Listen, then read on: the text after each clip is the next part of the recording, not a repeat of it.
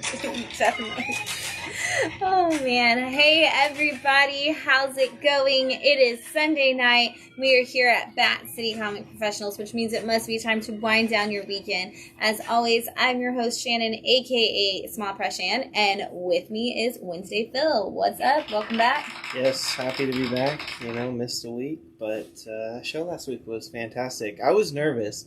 Honestly, I was watching it and I was like, am I gonna actually be replaced? Because she's funny. She did the Vanna White aspect of this job well.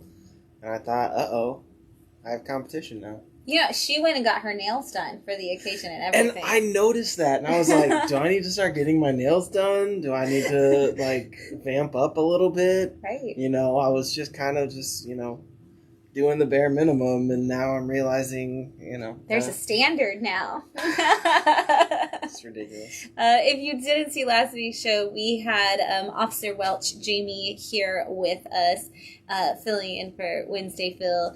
And it was really cool because Jamie, she said on the show, she'd never really read, a lot of comics, and she hasn't read any really indie comics. And so it was cool to see her have that experience for the first time of that heartbreaking moment where you go from an issue 0 or an issue 1 to issue 2 and it doesn't start right after, because most Marvel books that she usually reads, they usually pick up right where they left off. So having that oh wait, we're doing something different now, she was so upset about it. Still made that book her pick of the week, but she was still so mad. Yeah. So what have you been up to since we haven't seen you? The usual, kicking cans on the street, reading comics. I just started the Chip Zdarsky Daredevil. Ooh, so good. I just finished the first volume, I guess. It's 5 or 6 issues. And I like it. I really enjoy it so far. But I remember when it was coming out, all the conversations and then some of the covers later on when the story gets crazy, I was much like, I need to read this. It's a must read, so I've been just reading that and taking it easy. And nothing else. That's all. That's it. He's not up to anything else, no matter what anybody else tells you. Else. How are you, Shannon? Good. It's been crazy busy around these parts. Today I got stopped by the Friendly City Flea was today over at Oscura. Nice. That happens once a month. I got my shirt on for the Friendly City Flea in Oscura. But it's once a month and it's on Sundays now. So Oscura does brunch. And then all the vendors are actually outside, so it's almost as big as the punk rock flea market was. For those who are in Bradenton and went to that, there's I think there was 30 vendors or more today, and there was all kinds of mixture, some of the classic flea of vintage stuff and garage sale finds, and some that were artisan, and some that were all kinds of cool things. So shout out to Olivia and the Friendly City Flea for putting together a really cool event. The next one. It will be in April, and I think it's April, it's not the 12th, the 9th, whatever something like that. It's not the 8th, because the 8th is Easter, so it's the weekend after Easter, the 14th or whatever. And so it's going to be cool. If you haven't checked it out, it's Sundays. You can get brunch at Oscura, which is, oh my gosh, Chef Heath's food is amazing. You want it. And then they usually make cocktails themed for the event, and they always bring out celery soda for it, and you can get a non-alcoholic and an alcoholic version. So it's a really cool way to support a lot of local vendors, a local organization that puts it on, and then a local business restaurant that is and venue. So you get to hit a lot, and then all the stores along the area are open, so you can go over to Segunda Vida or the Vintage Vine and check out some more thrifting options and vintage gear. You can get dinner when you're done at the whole thing over at Central Cafe. You can stop by Bad City, grab some new books. I think Loving Hands is even open, so you can hit up all the thrift stores, and you can go walk the new River Walk. Everybody that comes in, I'm have you walked the new part of the River Walk? The observation tower is so sweet. Matt and I were out there one day with this dad and daughter were out there, and then me and Matt, and we were all just watching this dolphin just swimming through the river, and we were what's he doing? What's he up to? And he's just popping up, shooting some spray, and then diving back down, playing out in the river right there. Yeah. It was so cool. But I go out there every morning, and I'm just fingers crossed waiting for the manatee that's going to be out there hanging. I'm not going to touch it because that's illegal, but I am going to take pictures what? Me and the manatee. So and if it happens to become your best friend, that wasn't your fault. It's not my fault. I can't, help it if the manatee just wants to be my buddy and like hang out with me. So, but it's been super cool. We've got a lot going on. This past yesterday was superhero story time, which was super dope. But this coming up Thursday, which we never do, but this coming up Thursday right before we open, so at 11:30 on Thursday, we're offering an additional superhero story time for all of the people who are on spring break. So if you're around and you're on spring break this Thursday at 11:30 in the morning, we are going to have superhero story time again. We also have our spring break readathon going on, so there's a little sheet that you can get at the register that you can track how many books you read this week and bring it back. And that's for adults too. So if you're an adult and you want to track what you read over spring break and get a prize at the end, you can bring it back next week and let us know how you did. Okay. And then, of course, this upcoming Saturday is workshop day. So at 11:30 to 1:30, and then 3 to 5, we have our comic creation workshops for kiddos, which are free and a ton of fun. And I love seeing what they come up with, and I love that it's always like 6-year-olds all the way to like 18-year-olds mixed together. And very importantly, Bat City will not be open on Friday. So Friday is the 17th of March. It's St. Patrick's Day, but it is also the day that the Rays play the Pirates. And so we will be out at Lecom Field celebrating both of our teams coming together and playing and being part of that community experience. So if you're in Bradenton and you're off on Friday, come on down to Lecom and watch a game with us. We'd love to see everybody there. I'm sure we'll be partying after as well. Oh, for sure. Because it's like all the other games, it's 1 o'clock, right? It's 1 o'clock. Yeah. Mm-hmm. So, and then after that, like you're right there by like Motorworks and all of that. Mm-hmm. So we'll see what kind of fun St. Patrick's Day fun we can get into. Until then, we're going to talk about some comic books that came out this week, and we're going to talk about Jacob's Creek Wine, which I think we've had before. I know Matt and I have at least, but it is a Cab Sav, so another red one, and we'll see how it goes. Oh, that's subtle. That's more subtle than usual. Matt said you didn't get any. Here, grab some. You weren't sure if you were like going back and forth, so grab some wine, Matt. Give it a try. Yeah, this one's not as intense as usual. The flavors seem more subtle. Yeah, it's not. Yeah, it doesn't have the afterbite that hurts you. But it's not as sugary as I expected, because usually when they're not... It's not that sweet at all. When they're not... they don't have the kick, they usually have more sweetness. But this one is... It's still blackcurrant, it's plum, it's fruit. It does say it's smooth, though. It says the tannins are smooth, so... maybe that's why it's not hitting you as hard as it usually does. But this is another one that they have BOGO at Winn-Dixie. So hey, there you go. You can't go wrong with that. That BOGO wine. I know, those are my favorites. This is Jacob Creek. It's Cab Sav. We're gonna be drinking it all night while we talk about your favorite. It's Australian. It's Australian. I didn't know they were. I wonder where they rank in the world of winemaking. Well, that's your research for next time. Now that you're stepping up your game, you have to come back with where. I just meant I was going to get my nails done. All I was thinking. You were like, I was just excited about all the colors I was going to buy. And... Well, it's been a very long time since I've done my nails, and I don't think I could get them as fancy as her. So I'd probably go get them done. Okay. I don't know the inner emo kid that still lives inside of you. Like I figured he'd want to come back. Have you seen this hair? I have. It's definitely. Reaching a boiling point. You just need to dye it back to black, like super dark black. I don't think I'll do the hair dye ever again. But I'll definitely, it'll be spirit in spirit. Yeah. Always. All right. Well, we're going to talk about some comics, and maybe you'll get emotional for those, and we'll be able to relive your emo days through that. Up first, we've got Children of the Black Sun, issue 3 from Ablaze Comics, and this is their classic homage to those good old days. Yes, this was actually the book based off the first 2 covers you showed. I was like, they're blatantly ripping off Something Is Killing the Children. It turns out you've just been bringing the variant I've just been bringing the variant every time, and once again, I brought the variant cover. So now they're just blatantly ripping off Marvel. But we call that an homage, not a ripoff, so it's fine. Yes, my bad. Oh, homage. Well, it was just confusing because I hadn't seen the cover A's, so I was like, okay, are they just packaging this like something is killing the children to make like more money? Like, is it going to be more appealing?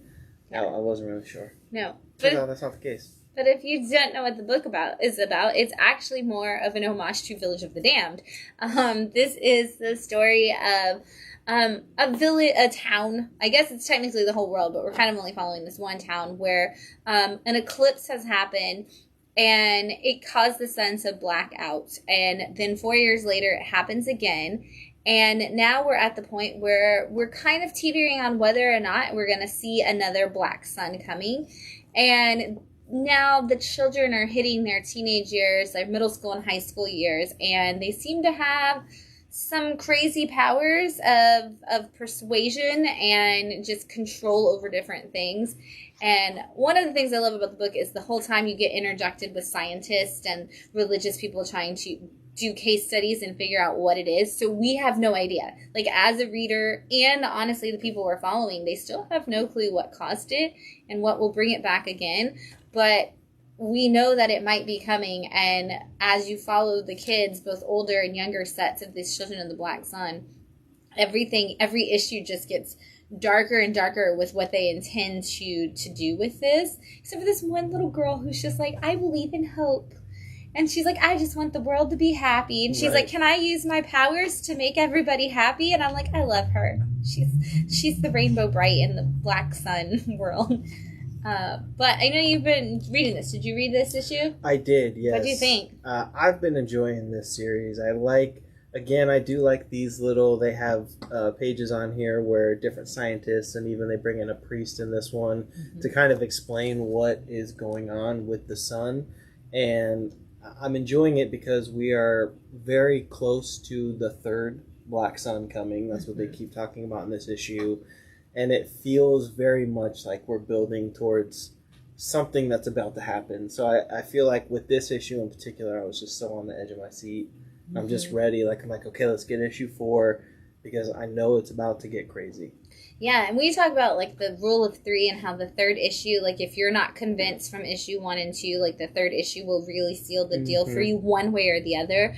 And this one, it's like somebody told them that, and they were like, then we're going to make this issue packed with everything that you can't turn down. Yeah. If you are on the fence, we are going to give you all of it and really pull you in. And by the end of this issue, I was like, holy crap. Like you said, I cannot wait for issue 4. It's going to be so good. Well, for me in this issue, her poem about hope and like the story that she tells is so haunting. You know, because it's very much like, okay, you're pushing this hope concept, but it's very much not at all how this is gonna go. No. So yeah, solid third issue. And the images they use while she's telling the story, my gosh. It's so good. You read it, pick it up. If you haven't grabbed 1 and 2, they're on shelves here. I hope they're on shelves at your LCS, but definitely grab it, and now you can dive into issue 3 and just see what we're talking about with how great this series is. Yeah. Up next, Assassin's Apprentice, issue 4 from Dark Horse Comics. This is another book that honestly is growing more and more as it happens. Like, in the very first issue, I wasn't sure if we were ever going to get a really big story. And now the story is massive and the universe just keeps expanding. And we've also finally met the assassin. So this is a story of a young boy who is born the son of a prince and his mother, who is not the princess. And so he is the illegitimate child of this prince. And, you know, in those knight kind of worlds, like, that means he has to be either killed or trained to be a part of it. And so he is put with the prince's trusted knight, who kind of works with him, and that guy's kind of just training him. And we see that the kid has a special power and affinity to almost like talk to animals and control people and like basically just speak with his mind.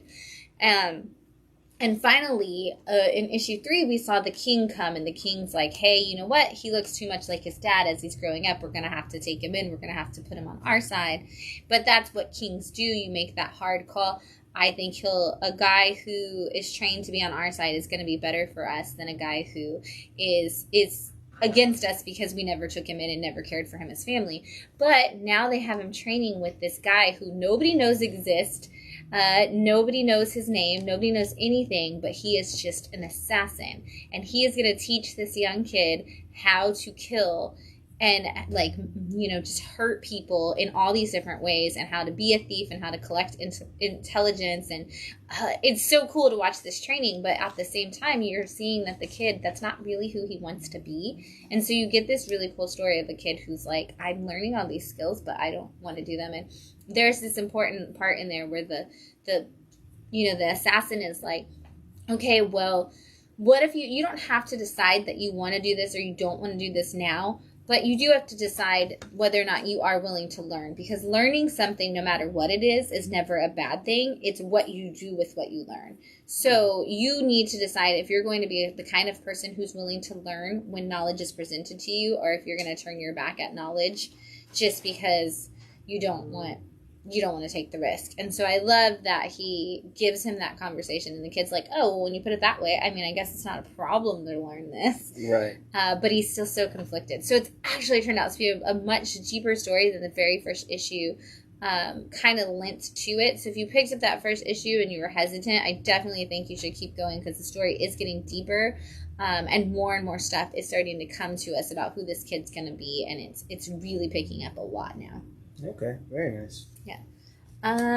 Up next, we have Almighty issue 2 from Image Comics, and this one was one of those that was like almost a pick of the week for you. Yes. So why don't you tell them what it's about? Again, almost another pick of the week. This book is almost right there. It's just very close. I don't know what it is yet, but we are in a post-apocalyptic world where the police state has gone and factions have been formed. Very Mad Max. A lot of gangs out there. And in the first issue, there is a woman who was kidnapped while traveling along the roads. And her family decided to send out someone to retrieve her, a woman named Fail. And in that first issue, she finds her, like, very quickly. And you're like, whoa, wait a second. I thought this was going to be a book about her trying to hunt this girl down and find her. Very, what was that Denzel Washington movie, Man on Fire? Yeah. Like, I thought that was going to be the thing where it's not until the third act. But what we see in the first issue is that she finds her, and now she is going to take her back to the safety of her family. But they have to traverse this crazy world and avoid all of these other gangs who want to kidnap them as well. So we get Fail and the girl Dee Dee, who she is taking back to her family. They are back on the run. They are getting close to a city called Zone 1. We see them kind of interact with each other, have conversations. They rest up a bit. They go to a bar. We see that Fail has some connections in this part of town as well. So it is, and then of course it ends with something crazy happening. I'm not going to say what it is, because I think it is going to be the catalyst for what comes in the following issues. But I think this is going to be one of those, very much like Mad Max, like what was the new one? Fury Road? Yeah. Where it's like, this is one person taking another person to safety, essentially. I know, you're like, it's so hard to not spoil that ending. I'm also really curious because they just gave us a lot of, Zone 1, I don't want to go near Zone 1. Yes. Nobody lives in Zone 1 anymore. Mm-hmm. And, even Fail's like, well, that's where I'm from. But we don't know anything. We don't know what happened. We don't know why we're so afraid of Zone 1 or what's in it. And so I have a feeling that we're going to find ourselves in Zone 1 at some point. Yes. And I cannot wait to see what's in there, because they have definitely built it up very, very well, where that's kind of the main, like, in the back of your mind the whole time. You're like, well, now I just want to know. I just need to know what's over there. And so I can't wait for us to actually jump in to that, and I have a feeling that it might come sooner rather than later with how quick the pace is of this book. It feels very much like the next issue we are going to see them in Zone 1. Yeah. But I enjoy this so far. I am very intrigued by the character Fail. Like, I want to know more about her past, and I think we're going to get a lot of that in the Zone 1 part of the story. But, I mean, so far, first 2 issues have been fantastic. Also, she gives me Christian Bale vibes from that movie Equilibrium, where she's just like such a awesome fighter, and she's great with guns. She has like a really cheesy line in there. This one, the "Are you fast?" Yes. Yeah. There's like a group of guys who are gonna jump them in the alley, and she goes, "Are you fast? Are you lucky? You have to be both to kill me." And it's just like, yes. Yeah, and you're like, oh, yes. I can't wait to see what she does. Yeah. She's going to be, there's going to be moments in this book where I'm like, yeah, she's so awesome. Yeah. So, yeah, definitely check this one out. It's a fantastic Image title. Up next, one of those books that keeps, was delayed for a really long time. Now we're finally starting to see it on a pace, but Samurai Doggy issue 4 from Aftershock.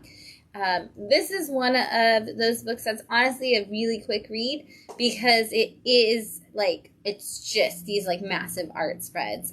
So it's something really cool to jump into. But this is the story of a dog who all of his fellow litter, I was like, what is the word for a bunch of dogs? All of the fellow litter, he was told to believe that they were, taught to believe that they had all been murdered when he was a kid. And so he goes off and he trains to come back and fight for them and get revenge. But now, while he's on this revenge mission, he's learned that they might, in fact, be alive, and they've been held captive all this time. And so he's been working with, he saves this little kid in the very first issue, and he's been working with this little kid to, destroy all of these people who are, coming for them, while trying to get to the information that the kid has. And then some really tragic stuff happens in this issue, and now he's still on his quest. So if you've been reading Samurai Doggy, whoa, did this issue just come out of nowhere with some surprise moments for you? But if you have not, just know when you get to issue 4, things are going to change. Very much kind of like a Good Boy, where we're seeing an anthropomorphic dog going for this, but it's not a humor book like Good Boy at all. This is definitely just a serious, a dog Ronin kind of story. For kids? No. Mm-mm. Definitely. It's Aftershock. I would assume not. Not as such. Yeah, they would have been on Seismic if that was Doggy, the case. So. Yeah. It's not, mostly because there I think there is some foul language, but there's also there's a lot of violence towards children. Specifically in this issue. So I thought usually there was it's not a requirement of comic books to put an age rating on there. No, they refuse to standardize an age range for comic books. So Marvel and DC each have their own age rating system, but there's not actually a standard. And the publishing of comic books, they would have to come up with that together and agree on it. And because of the Comics Code Authority, they don't want to ever do that again. But they should, because it would help them put their books in more places that would take it seriously as an industry. It would also help, too, for parents who come in and their kids are like, I want this one. And they're like, I don't know. And they flip it open and they're like, yeah, I guess this is okay. But they're not actually reading what the dialogue or anything. Yeah, I think it would be very, very helpful. I agree. And this is a strong campaign that Bat City is working on. Ooh. But one of the reasons why is, you see, Deadpool was on Ultimate Spider-Man, and so a lot of parents thought Deadpool comics would be okay, or Harley Quinn is on DC Superhero Girls. So I've had uncles come in to comic book stores that I've worked at and say I want to get a Harley Quinn comic because my niece over here who's 5 wants a Harley Quinn comic from DC Superhero Girls. And then they brought up, and this was when Suicide Squad had Harley dating Deadshot, and they brought up the issue where Harley ties up Deadshot to the chair, and I'm like, nope. No, that's not appropriate for children. Let me help you find one that is. I didn't even work at the comic book store that I was at that day, and I was like, we're not doing that. But even just here the other day, I had a dad who said his son was really into Batman and the Joker because of cartoons, and he Here's the killing joke. What's a good, Joker comic for kids? And I literally, he was like, oh, you don't have to open them all up. And I was like, but I do. like even like I pulled up the Joker series and because I knew this was inappropriate, and so I pulled up the Joker series and I opened it up and I was like, look at the realistic torture that the Joker is doing in this scene. Like that's not every comic with Batman in it or the Joker in it is gonna be for all ages. And so, let's go to Batman Adventures and get stuff that's from the, animated series. Or Batman, I was pulling like Batman with Scooby-Doo and stuff like that, obviously for the kid. But I'm like, you've got, age progresses, but it's not necessarily defined in that way. Yeah. And so, and it's hard, even comic book stores, the Free Comic Book Day labels are over the last couple of years have actually supposed to be age-related color coordination. But that's determined by like Free Comic Book Day and the publishers, and they don't all know necessarily what the right age group is. So we get a lot of times, and then it gets to the stores, and the stores are like, oh, I just read this, and I don't think that matches that age appropriation. And so, like last year and this year, I've gone through and made a guide for like local librarians of like, this is actually the age appropriation for each book. This year I've done it based off of the solicitation so that once it comes in, I can read it and modify anything that needs to be modified. But like, in the past, like I actually sat there and read each one and was like, okay, if you're an educator, like know that these, or a parent, know that these are acceptable versus these that are like this age range. But it's hard because if you don't have that training, I come from kid lit and teen lit publishing. So I had that training. I also came from schools. And so between the two of those, I've been trained on what books are age appropriate. And in kid lit and teen lit, we do actually have an impresium that tells you these books are for these age ranges and these grade levels, and these are the themes that make it so. That is in, if you go into a bookstore and you open up even any chapter book or any even picture books and graphic novels that are published for the mass market, they actually have that impresium in them, but comic books haven't standardized to that yet, and I think that we should. So if you're a comic publisher and you would like help standardizing your line and would like to help me standardize the entire industry, I'm here for you. Give me a call. Let's work on it together. Because we'll read all the books. We'll read all the books, and we'll help rate them for you for age ranges. Up next, we have Two Graves, issue 5 from Image Comics. This is the story of a girl who is dying, and her mom were both kind of at this point where they were supposed to, like, her mom did pass away, and now she was supposed to be next in line to die, but she wanted to take her mother's ashes to the water. She wanted to get them to the ocean, and the Grim Reaper that was supposed to be coming for her just decides to let her do that because he thinks there's something unique and special about her. And it's possible that maybe she's supposed to be the next Grim Reaper, but over the course of the issues, we've seen other death dealers essentially coming for her, and she is able to hurt them in ways normal humans couldn't.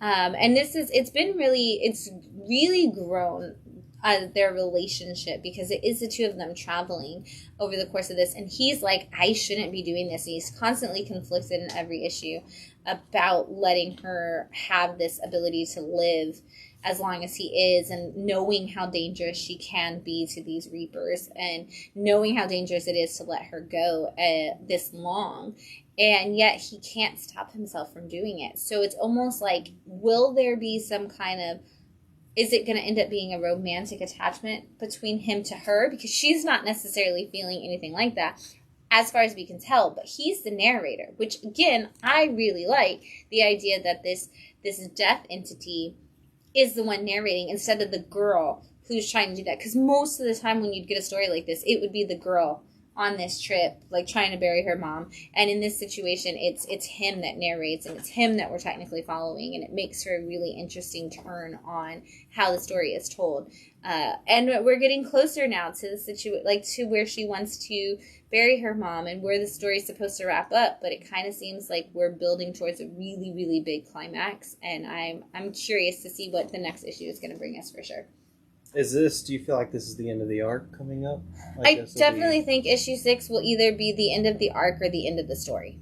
Okay. Not sure how they're going to, which one they're going to go for. Like, they could wrap it up with a cliffhanger that leaves us to think that there's going to be 6 more issues of her like crossing over into this, or it could kind of Layla Starr almost be like, and that's how death comes for us all, like kind of thing. So interesting. Very curious to see how this one's going to wrap up, and then kind of want to go back once it does. And if it does wrap up at 6, I kind of want to go back there and relive the journey, because I think this is one of those, once you know the destination, the journey's going to feel completely different.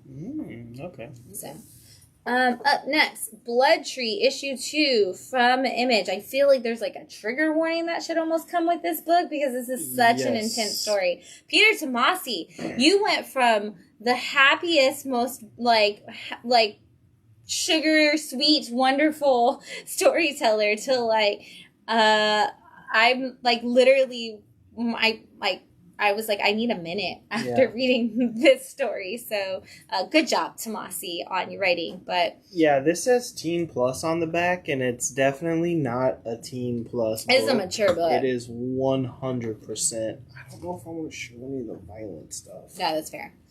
So yeah, this is the story of... This feels very much like True Detective. In the sense that you have 2 detectives who are trying to solve these murder cases that involve people being killed with angel wings on. And at the very end of the last issue, we are introduced to our killer. And in this issue, you get to see a little bit more of his life, little bits and pieces, vignettes of what he's doing in between these murders. But essentially, we have a new murder that takes place in this issue, and the detective is like, hey, I don't know what any of this means, but there has to be some type of religious symbolism, and so he takes it to his pastor. In the middle of church. Yeah, which is kind of weird that he just, like, in the middle stands up and is like, wait, let me stop all of this, and I need to show you these very gruesome photos of this family that's been murdered. But also, too, one thing that I like about this issue is we also start to see a little bit of the family dynamic with the main detective. You kind of see in this issue that his wife is very much like, hey, you know, you need to spend time with your family. And, of course, this case is pretty much wrapped him up in everything. But 2 issues in, I love this book. It's Peter Tomasi. I expected the writing would be incredible, and it is. And I would like to point out, you said with angel wings on, and I think it's very crucial that you know that those angel wings are not like store-bought angel wings, but these are like wings that are like sewn into their bodies. So this is very, like, that's why when we say it's a gruesome book, like it is gruesome, but... Well, the opening scene, like, of... the opening scene alone, you're just like, yeah, this is a mature book. This is a mature 100%. book. But yeah, I am intrigued by this detective. It is cinematic in the way that we're like following both the killer and the detective as the story goes, and we are seeing a little bit of the detective's life and the way he responds to different things. And you get those classic moments of, I just want you to be with the family today, and then he's on the phone like 5 minutes later, like dealing with the situation.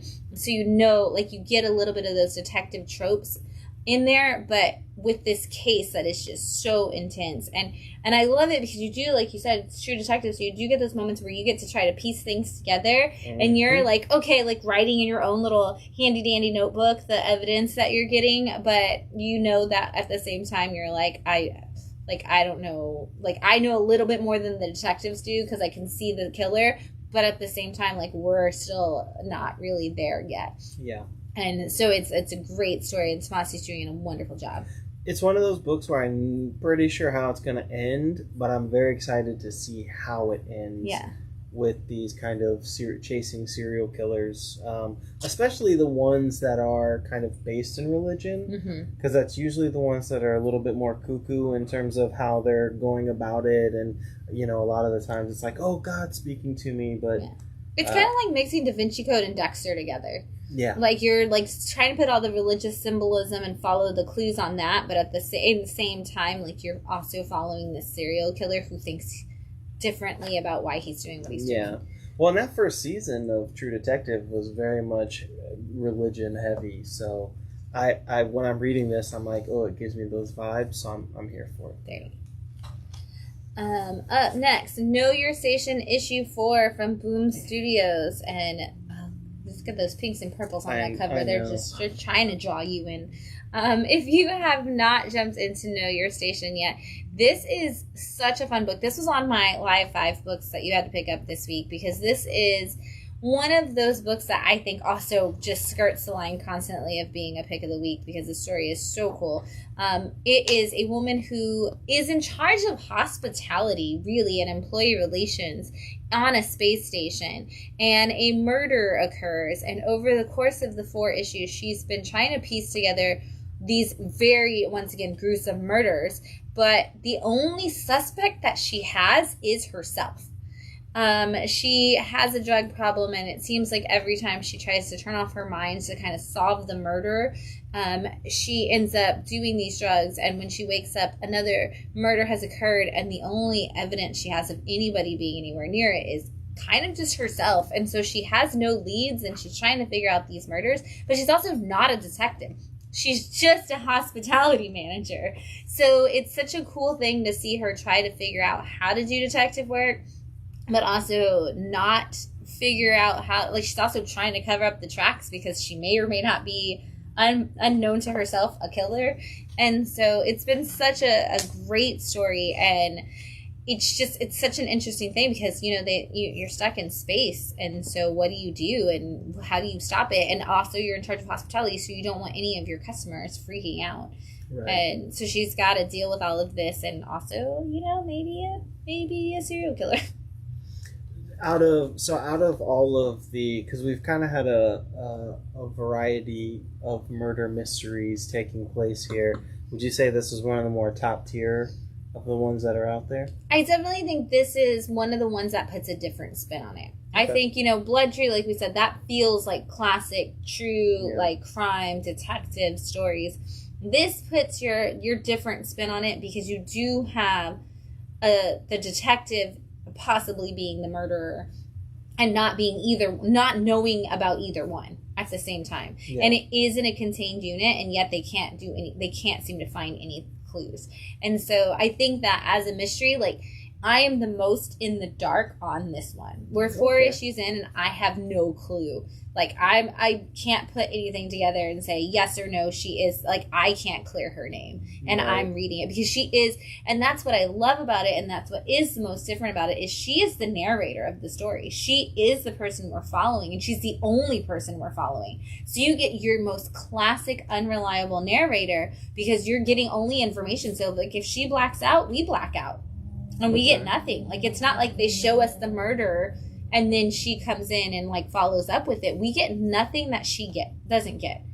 And so as a reader, you're like, I don't know what's going on any more than the narrator does. And the narrator's the most unreliable character in the entire story. So always. It's such a great story. And of course, I mean, it's Boom. Of course, Boom is doing a great job of giving us just a completely different spin on a market that's happening, like a genre that's being hit on by everybody. So yeah, because what's the other one that's set in space on Mars? Is that Fear of a Red Planet? That's Fear of a Red Planet. Yeah, and that's actually on a planet. This is just on a space station. This is like Xenon for adults. Ooh, I do love Xenon. I knew that would get your attention. I do love Xenon. I knew Girl that would. Girl of the 21st century. Does it make your heart go boom, boom? Yes. Yes, it does. I wonder if Disney Plus has those movies. It does. It does, in fact, have. I know what I'm doing later. So, if you need a buddy to watch Xenon Girl of the 21st Century on Disney Plus, hit Phil up. Might start a podcast just for that. Up next, we have Traveling to Mars issue 4 from Ablaze and the great and wonderful Mark Russell. Have you gotten to read any of this? I haven't read a single issue. I didn't think so, because Traveling to Mars issue 1, I think, came out on one of those times when you weren't here. And I cannot wait for you to read this, because you are going to love this, because you're a lovable loser book lover. Oh, and you are not a lovable loser. I mean, loser. You're not wrong. You're not wrong. You're like, where is this sentence going? I was like, is this the nicest thing someone said to me? I said lovable, didn't I? And that's where I was like, is that a compliment? No, you love lovable loser stories. That's a less weary way to say that. Yes. Let's just say that. But this is the story of a man who has literally nothing going for him in life. He's not accomplished much in his work. Just rub it in, Shannon. And he finds out. Well, you know what? He finds out that he has an incurable cancer. So he is offered a chance to be the first person to stake claim on Mars. We're having kind of like an Oklahoma territory situation going on where people are trying to get there first, but corporations realize not only could a country get there first, but a corporation could get there first. So a beef company hires this man to get to Mars first and stake claim on the planet for their company. And he's like, I'm going to die either way. What does it matter if it's in space or if it's on Earth? And so him and two robots start traveling to Mars, and it's been this really, of course it's Mark Russell, so there's these incredibly prolific moments along the way, like the guy becomes friends with the robots, and in this particular issue there's something that happens, and they're like, oh no, the robots tell him, like, oh no, if you ever go against what the company tells you, they have backup plans to like blow up your space station. And he's like, well, what do we do? And they're like, we can take everything off the outside, like us robots can go out there and fix it. And so one of the robots goes out there and he gets knocked off like this spaceship, and he's floating in space, and they have to like go out and save him. And then he like has an existential crisis and like locks himself in his room and like cries for 3 days, but he's a robot and they can't, like, he's just like, he's just like crying like that. And so it's this incredibly like hilarious and yet enduring moment. Honestly, if you were a fan of the Eisner winning Not All Robots from Mark Russell, this is definitely in that same vein of really strong writing, but also making a statement while also being completely hilarious at the same time. Pick it up.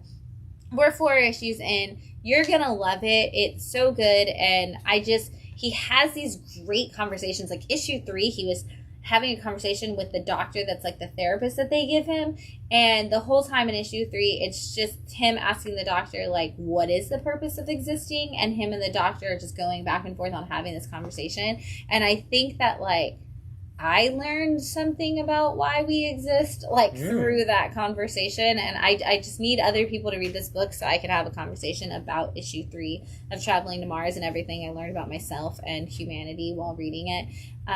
But again, if you're a fan of Not All Robots, if you're a fan of Second Coming, if you're a fan of Mark Russell and his Flintstones or whatever, anything he's ever done, you should be reading this book. So, I mean, Flintstones, that was the book that got me in. That was the one that made me say, okay, whoever this guy is. Yeah. Because you took a childhood love of mine and you added all this like existentialism to it. I'm like, oh, you're one of the smart ones. I had someone in the other day and they said, you know, I bet like all of the young people are really into indie comics, but I doubt that anybody over the age of 50 is into indie comics. And I was like, okay, first of all, you are incredibly wrong. Let me talk to you about all of the young people who are older people who are enjoying indie comics. I said, but I also had a man who literally was like, I'm 74 years old. I've been collecting comics my whole life. And I only collected Big Two for most of my life. And then one day I discovered Mark Russell. And he's like, and that changed my entire mind about comic books. He was like, I understood then that comic books were a completely different thing than I had ever thought they were before. And he's like, and now I will buy anything that man's name is on. And so no matter what your age is, like, it's never too late to discover a new kind of comic book and a new kind of storytelling and a new favorite writer. You know, he literally was like, I never thought that I would change my ways. And now he's like, you know, I pick up a Marvel or a DC here and there. And he's like, but I'm looking for my Mark Russells. I'm looking for the indie books now. My subscriptions are always just indie books and indie titles now because he's like, the storytelling is so incredible. I never thought I would see the day. So pick up some indie books and also watch this show and we'll tell you which ones. Yeah. And here's a great one. How I Became a Shoplifter, issue 2 from Sumerian. Phil, go for it. This book won me over very quickly in issue 1. We won't go back to that. But this is a really great, it's an anthology series of these two friends, Phil and Ethan, who are kind of like your fun punk rocker, lovable losers that we all love. You know, kind of the dorky kids in high school that are just trying to have fun. And so in this issue, we get 3 little stories. The first one is they get fake IDs, and Phil has decided that he is going to get a tattoo. And what's cool is this page here. So they want to get a band tattoo, but the tattoo shop in town won't allow band tattoos. So they actually went in and drew out all the band names into different things. Like there's one where it's like future presidents of America or whatever. Oh, presidents of the United States. Presidents of the United States, but also one of them has a gold finger. Yeah. 3 batteries is like Alkaline Trio. There's a guide on the next page or something that tells you what each band is. Yes, yeah, they do break it down for you. And so it's really funny because that's their plan. And then he comes up with this even more brilliant plan of he's then going to get a tattoo of himself on his arm with the same chest tattoo of all the bands. And that's going to be like his fun little like, look at me being so cool with my tattoos. And what ends up happening is his parents find out that he's getting a tattoo while he's getting a tattoo. So he did get a tattoo, but not the one that he had in mind. The second story is They Are Busboys, and it's really cool too because they changed the art style. So it is different creators through all of the 3 stories. And in this one, they are busboys at a fancy Italian restaurant, and one of the waiters finds out that they are planning a heist. And at that very moment, 2 gunned masked men come into the back of the restaurant to steal all the money, and you find out that it's not Phil and Ethan. It's these 2 random dudes who escaped from prison who ended up deciding to rob this place, and the heist that they were talking about that the waiter overheard was to steal booze from the restaurant. Because they've been trying to impress these girls since like the 6th grade, yes. Which we see through all the different stories. All of the stories just come back to them trying to impress these 2 girls that they go to school with since like 5th or 6th grade. Yes, and so they don't get the booze, but what they do end up doing is saving the people in the restaurant, the other workers, by busting in and smashing bottles over their heads. And then the last story we get, which is called Hot Sauce. One of the boys admits to the other one that he lost his virginity, and it turns out that the other one may have been awake and in the room the whole time. And where that goes, we're not going to tell you because it's hilarious, and you need to experience it on your own because I could not stop laughing. Yes, this book is hilarious. It's definitely a book written for me. Like the first story is called Taste of Ink, which is actually a song title from a band called The Used, which I was a huge fan of in high school. And then of course, like I'm looking at the list of bands that they have, and it's almost like every band I listened to in high school. Did you flip your hair I swooped it Yeah. A few times when I was reading the issue, but this is a ton of fun. It's one of those that you should pick up and toss into your pile in between the serious ones. There's a lot of really fun references in here, and it's just a good time. And I would say they're probably, I guess they were 18 in 2004. Mm-hmm. So if you are 2003, one of those. So they're in that age range that a lot of comic buyers are. So it's one of those where if you were a high school kid in like the 2000s, like you're gonna recognize those kids. Even if you weren't those kids, you're gonna be like, oh, I know those kids. Mm-hmm. And it's gonna make it even funnier for you. Because even like the list of bands, it's all different bands. Like there is like Alkaline Trio, which is more of like the pop punk emo kids. But then they have Jimmy Eat World. That's they still have pop punk. Yeah, I guess that's true. They have Bush on there though. Bush and Slipknot and Marilyn Manson. So it's like all these different bands. Yeah, so it's got it's like we were middle school in like the 90s, high school in the 2000s kind of thing. So there's definitely connecting points. I was like, oh yeah, I recognize, this is like my teenage time, because I was, I graduated high school in 2000, so I was like, this is like when I was in college, but I was still that same, like, I was, 18 in that time period somewhere, 2002, so. Yeah. That took a lot of thought. I was like, no, I was 18 in Nah. 2001. I don't know, something like that. Yeah. I don't know. But yeah, it's 2 issues in and a Sumerian. I mean, we're going to praise them forever. Which is true. Up next, we have Trident of Aurelia, issue 2 from Battle Quest Comics. I'm just so excited every time I get to say Battle Quest Comics. I'm so happy that they're pumping out new titles and that they are doing such a great job. This is essentially a young adult novel about a girl whose mother disappeared, possibly died when she was born, and her dad was kind of the regent of the town and was sacrificed with all the other town regents when the lake turned black, like the ocean turned black. And now she has been working to get information and read books against the law so that she could maybe stop them. And now she's been sacrificed to this dark ocean, as they do all teenagers, which I'm like, you're really not leaving any future society for you, because it's like, oh, well, we sacrifice like all the young girls, and it's like, so how are you gonna have like anybody in the future? Like, I don't know how this works for you. But during her sacrifice, she is thrown into the ocean, and she finds out who her mother really was and who she is. And I guess we're going to tell you now, because we're showing you issue 2. So she is a mermaid. And it is all over this, so I have to tell you because there's no secrets now. And she's helping this like group of mermaids stop what actually made the ocean turn black. She's now learned what that was. She's learned that there's all of these like dark creatures that have come, and she essentially has to help them fight them all to restore it.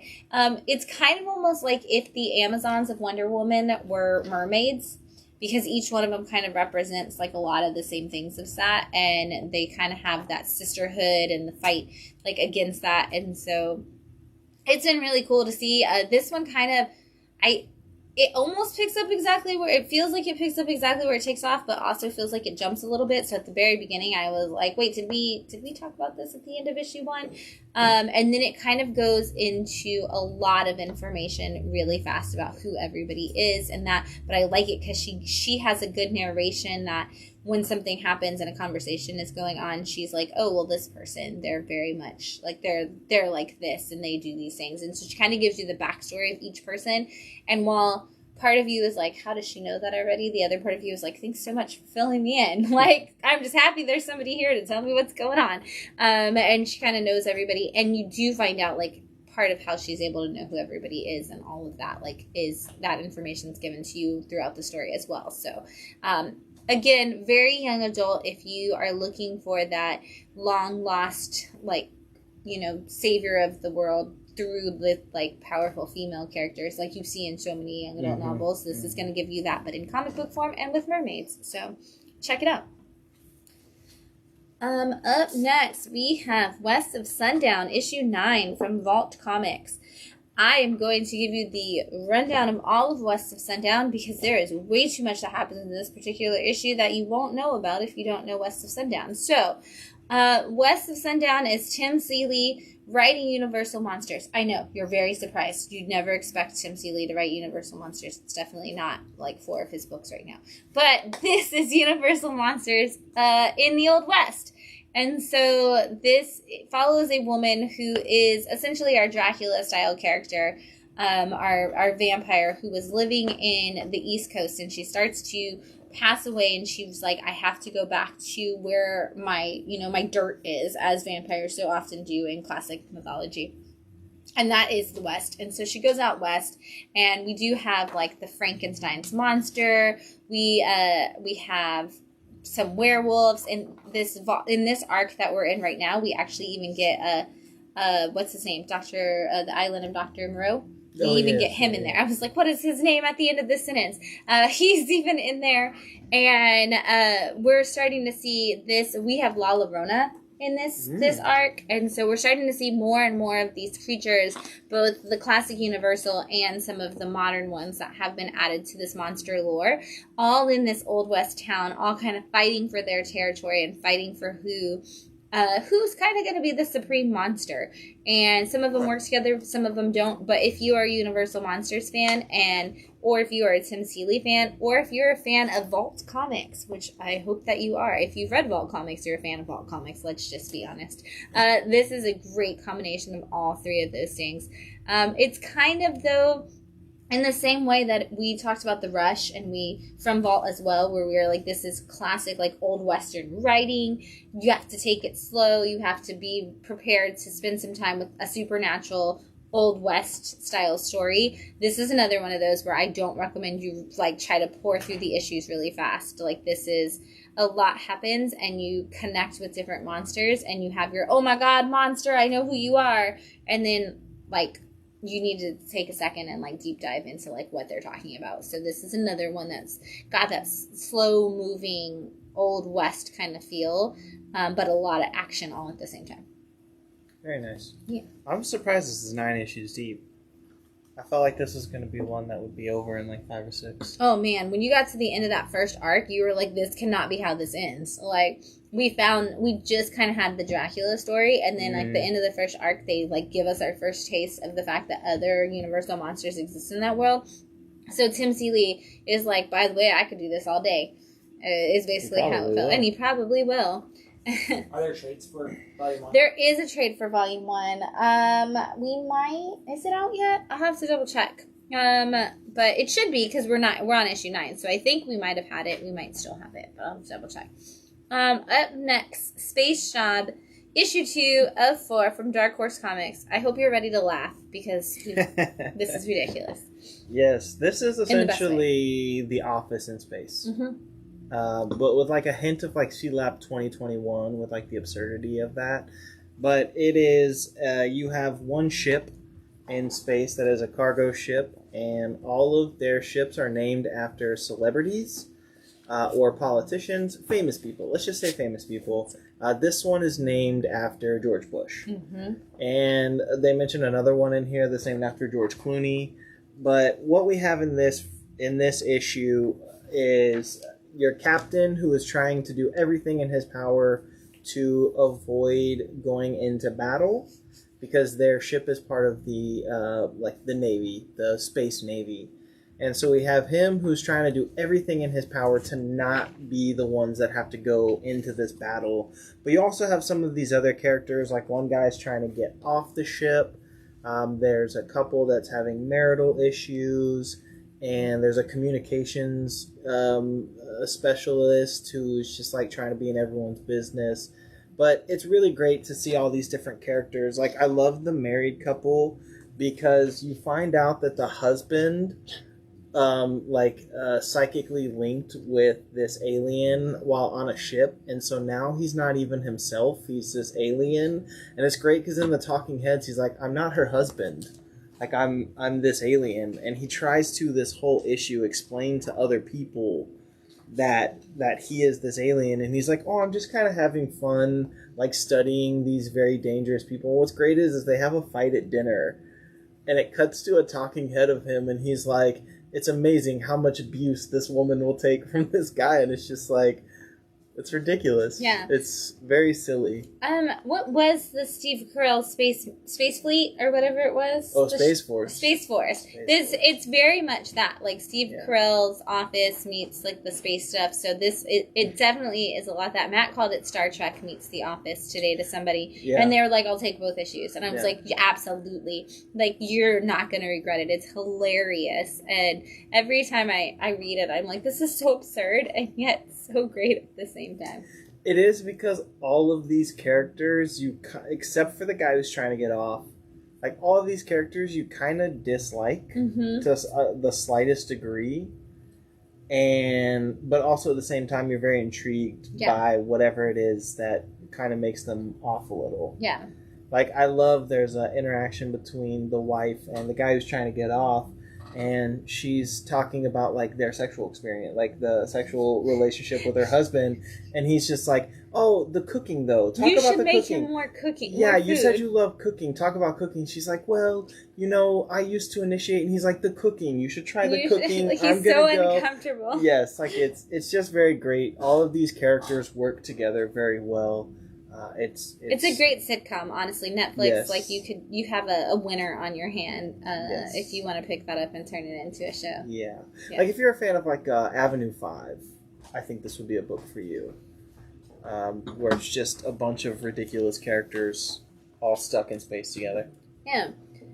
Wrapping up this week, and I'm like, still can't believe it. I'm like, are we sure we don't have another issue? But we have issue 5 of Gospel from Image Comics. This is the story of a man who is telling a story of 2 kids who were at the time where the Bible is first being put into print. Where like people first, I guess not even print. That's makes you think that the press has been invented, but like where people were first translating the Bible for the mass public. And we've got 2 characters. One who is studying that. He's a theologian. He's studying all of those things. He's supposed to be a storyteller, but he really wants to get, because he is a storyteller, he thinks that stories belong to everybody and that the truth should belong to everybody. And so he's very much like team give the stories to the world. And at the same time, his best friend is a girl who's been told she's meant to be a saint.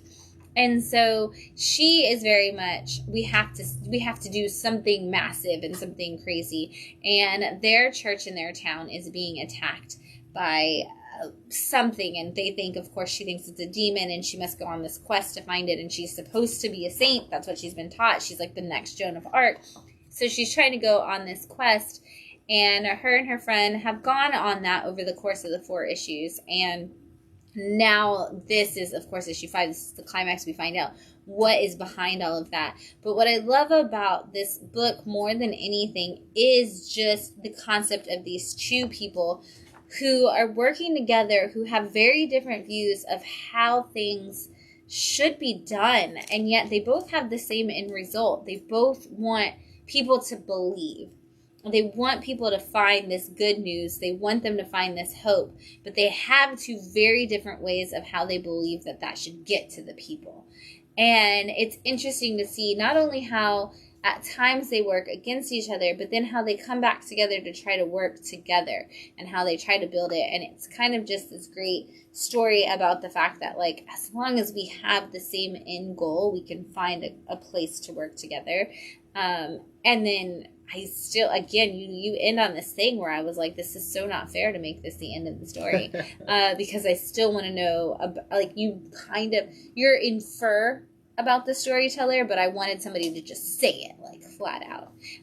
But such a great story. I love the way this issue played out. Issue 5 was so good. If you're just looking for a good, like, fantasy, medieval, like, almost time period story, this is a good one for that. But if you are also just looking for a great team go on an adventure story, you're definitely going to like Gospel for that as well. And it is only 5 issues, so it's not too much to get into.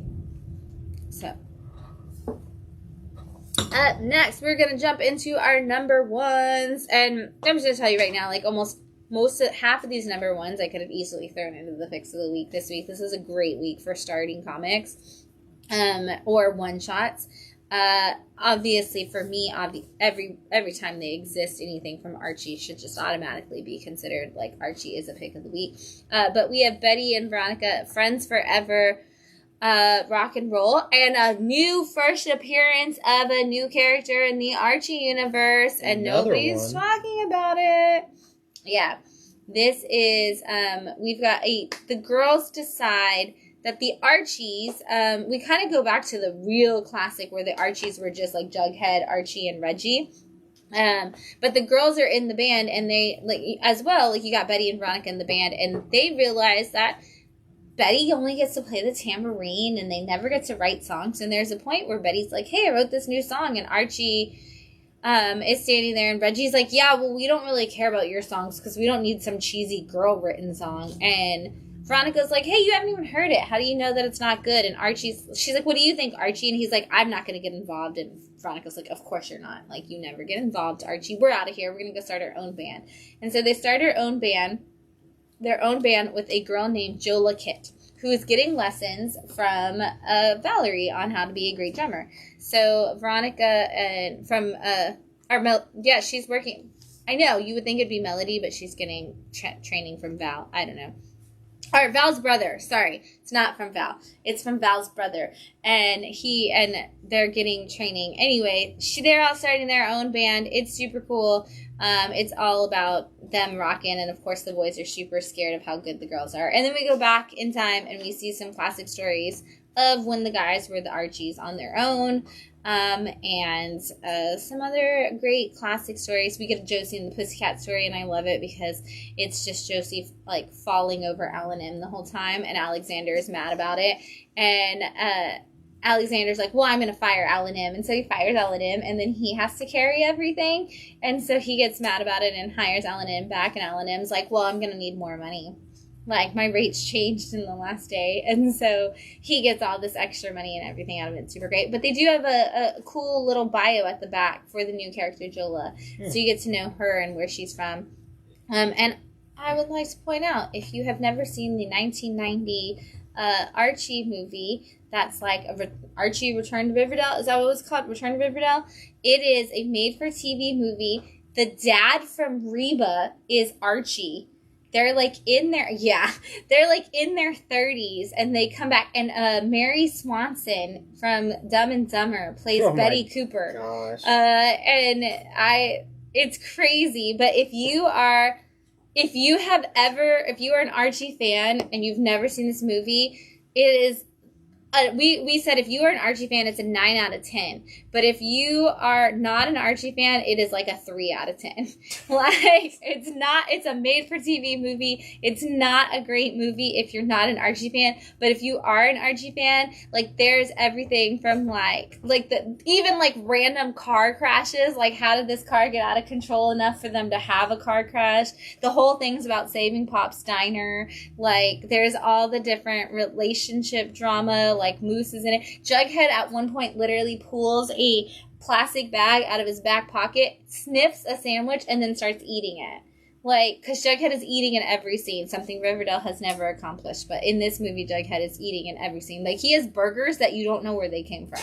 Well, the Jughead character in Riverdale is not that Jughead. He's very different. He's very different, and I love you, Cole Sprouse, and, I'm here for you if you want to just be friends, but this movie was was on par, perfect Archie fandom movie. Reggie's a jerk, you want to punch in his face the whole time, like, it's so great. And Midge is the voice of, like, everything. Like, she's a voice actress who, like, is the voice of, like, every character that Tara Strong is not. So okay, Jimmy Neutron. She's Jimmy Neutron. Yeah. She's the voice, yeah. So she's like the voice of everything. She's super cool. Watch it. It's on Roku, or was it Tubi? Tubi. It's on Tubi if you want to watch it. In your eyes. I don't have Tubi. Oh, I have a Roku. Right. Yeah, I think it's free. I think you can go to Tubi.com. Oh, is it? And you can watch it on there. It's so great if you're an Archie fan. But if you're not an Archie fan, don't watch it because you'll hate it. Quick question. Is this the same new characters in that last issue that we talked about? No. That's a new girl as well? We had a new girl last, 6 months ago. And then at Halloween, we had Trick and Treat, who were a ghost duo. Wasn't there a new character last month in the Valentine's Day special? No.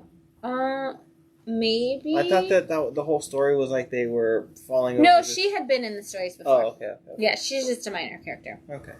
Up next, we've got Rock and Roll Hell from, I was like, from hell? I don't know. No, Rock and Roll Hell from Sumerian. And this is a one-shot, allegedly, I think. It feels very much like it could be. It feels like it, and it's oversized. I feel like it's supposed to be, but go ahead, because I almost forgot this book, and I ran it to fill up the last minute, and I'm glad I did. So, go ahead. Yes. So imagine that you are at a metal festival in Europe.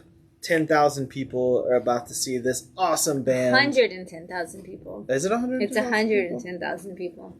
Oh yeah, you're right. Uh-huh. You are about to see the cool, awesome band Feral Carnage, and instead of getting to rock out to this super awesome concert, you get a drunk Jesus Christ with daddy issues, who brings along all of his angels to basically murder all of these people at this metal concert because he has daddy issues and he has something to prove to his father, who at this point, I guess, thinks he's done nothing with his life. And this band, Feral Carnage, has to come together and figure out a way to stop Jesus. So what do? They play one song that summons Satan himself, and we get a battle between Jesus Christ and Satan. And what I love about it is every cliche you've ever heard about bands ever comes to play in this, even to the point where when they are like, we got to play this song, they're like, cool. Does anybody know how to read music? Yeah. Like, every cliche that you could imagine comes to life in this story, and yet it's so perfectly timed that you're, like, laughing the whole time. Yes, there's a lot of jabs at, like, different types of metal. You have your, like, record label guy who's like, I don't even listen to this music, but I can hear money. Yeah. And it's great. All these characters are wonderful. There's a bass player who's high the whole time, and he's like, is this even real, or am I just losing my mind? But this is great. You even get God in this book as well. I mean, it's such a fantastic book. It's very gruesome. You know, Jesus definitely goes on a very serious rampage in Helsinki. I do like this part where they're like, what does God look like? Yeah. Like, because they're, like, behind the curtain. And also the fact that, like, Jesus can't find them if they're behind the curtain. Right. Like, they just go backstage. Like, that's their secret plan, is to just go backstage because nobody can go backstage. So they're just back there, and they're like, so, like, what does God look like? Because, like, I think, like, the God might be. And they, like, say it like, the God might be there. It's ridiculous in all of the best possible Sumerian expected ways. Yes. Mm-hmm. I love it, too, because, you know, these are guys who, being metalheads, more lean towards the atheist, satanic worshipping side of things. And so just to see their reaction of, like, wow, Jesus is real, and he decided to come down for his second coming, and it's not at all what you would expect it to be. And then also you have that moment of, like, you have the one member of the band who's like, my mom's super religious, so I know what's happening right now, and they're like, really, dude? We had no idea. Why? So yeah, this was a really, really fun book. I hope it's not a one-shot. There is a question mark when it says the end, so we may get to see this band back again, or maybe more Jesus deciding to destroy the world. If you pick up Opus comics of any kind, you need to grab this book. Yes, definitely. And I assume we'll see more metal and band-related books coming from Sumerian now that Behemoth was bought by Sumerian Records. Yes. Like, if you didn't know, the Sumerian of Sumerian Comics is Sumerian Records, so still holding out on my Billy Corgan written comic book. I don't know if we need that. I think we don't, but I think we will get it at some point. I don't think we will. He's too busy, isn't he? He's got his tea shop. Yeah, isn't there a new Smashing Pumpkins record that came out last year? Last year, there was like a new one like 2 months ago. Up next, the same record. It's the same record that we're both Disc 1 and Disc 2. Yeah.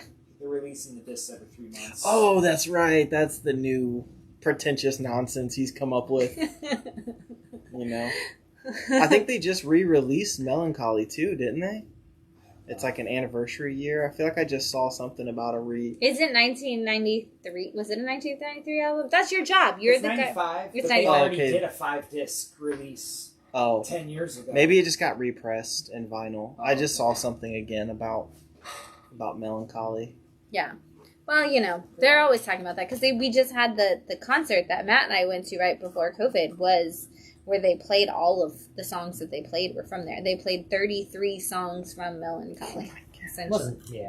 I'm just going to say it. That's a lot of Machina. It was a lot of Machina. There were other albums, but they played 33 songs. 33 greatest hits. 33 greatest hits, because, you know, that's their thing, the 33. They played 33, so. Next, speaking of one-shots, we have Godzilla Rivals from IDW. This is Mothra versus Titanosaurus. This is the Godzilla Rivals always try to teach you a little bit of science in them, and so you get a little bit of science in here where we have two scientists who have been working on trying to create essentially a goggle type thing that help us to see the radiation marking fields that the kaiju put out. And in this story, a Mothra egg has wrapped up. You've lost Phil because sorry. There's an ad on the back. Sorry. We'll show the ad at the end so we can talk about it. But the a Mothra egg has washed up on shore, and it has washed up in Titanosaurus's area, and so they are like, oh my gosh, this is bad. We need to move this egg because now we're getting readings. Titanosaurus is coming. We have to kind of deal with this. And so Titanosaurus starts attacking, and they're like, hey, no, like he's not attacking because he's angry at humans. He's attacking because he thinks another kaiju is in the realm because all things emit this radiation and the kaijus can sense it. And so it's just them trying to figure out how to save this Mothra egg without Mothra, essentially, and then, of course, Mothra has to show up. So we get, some kaiju battles, but not really about the battle. It's kind of more about Godzilla rivals always end up, as Godzilla movies are, more about the people and the science. If you didn't know that, Godzilla movies are supposed to be about the people and the science, not just about the kaiju attacks, and these books kind of lean into that a lot. But go ahead, show them the back page. No, we don't have to. No, we do need to talk about it because I got to know if they want it. So turn it around. How could they not want that? I don't know, I'll show them this page. Okay, first. Show them that page, and then we're going to talk about a new book coming up from IDW. Bam! There it is, TMNT and Usagi Yojimbo. This is a book that is coming out soon. It's going to be exciting. It says March. It's March. I know. I've already ordered. It's already on its way. It's written. It is drawn by Stan Sakai. Mm-hmm. But cover B's will be Eastman, so you're still going to get those beautiful Eastman covers. But, I mean, look, we all want it. Everyone should order it. It's going to be fantastic. Stan Sakai, Eisner award-winning Stan Sakai, back at it. Yeah, I saw that ad and I was like, we don't even need to talk about Godzilla. Which is crazy because that is Phil's other fandom is kaiju, and so But my issue with Godzilla is the human aspect of it. I'm like, that's the whole point of Godzilla. Just want to see monsters fight each other or chase pizza. One of two. Well, that's things. what King Jirah is about. Okay, and that's fair. King Jirah. Let's get more King Jirah. But at the end of the day, King Jirah was about heart. He just wanted to eat his pizza in peace. So, let's be honest. King Jirah was about Marco Fontanelli flexing on how great of an artist he is. Yes. Let's just be honest. That's what that was. Up next, we have The Gimmick, Issue 1 from Ahoy Comics. Take it away. Yes, wrestling books. They're hot. They're coming. Daniel Warren Johnson did one, and everyone was like, we got to do a wrestling book now. AWA did one, and everybody was like, we got to do one. That came before Daniel Warren Johnson. That's true. Yeah. Well, there was also that one shot as well from Aftershock that I don't remember about. Oh, yeah. The one, yes. And there was that WCF wrestling book. Oh, yeah, GWF. No, there was the actual WWE wrestling book from New Day. Yeah. New Day actually did that. Oh, also started after the AWA. AWA still came first with Crimson Cage. Well, what we get here in The Gimmick is there are these two guys who are going out to wrestle against the guy who's dressed as a Nazi, and he's kind of not cool. I think he takes his gimmick a little too far. And what you get, as you can see here, is that one of the guys basically punches a hole through the top of his head and kills the guy. And so he, now it is known that he may have superpowers. And he decides to flee to Mexico with another wrestler.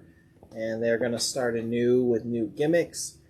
And we also get our FBI agents, one of which is a fan of wrestling and is like, I know everything about this guy, the world champion. And they go and interrogate the daughter of the wrestler that was murdered. So you're kind of getting the setup of this. We've got FBI agents on the hunt for this guy as he tries to start anew. But it looks like we're also going to maybe start to open up a world with superpowered characters as well. I really liked this first issue. I mean, you know, I wouldn't say I'm like a hardcore wrestling fan, but I do enjoy wrestling, and I hope that we get to see a lot more of that moving forward. But I'm also concerned that, not concerned, but I think a lot of the conversation is going to be centered more around superpowered beings. You know, I don't know, because we are moving towards a different kind of wrestling, so who knows? Yes, very true. Yeah, I thought this was a great first issue for Ahoy.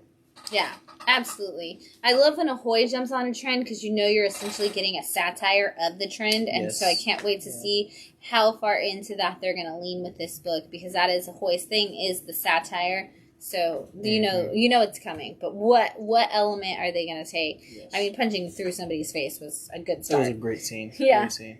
This is actually labeled as a one-shot, which is so helpful, publishers, to label things as one-shots when they are one-shot. But this is Arc, and it's from Image Top Cow.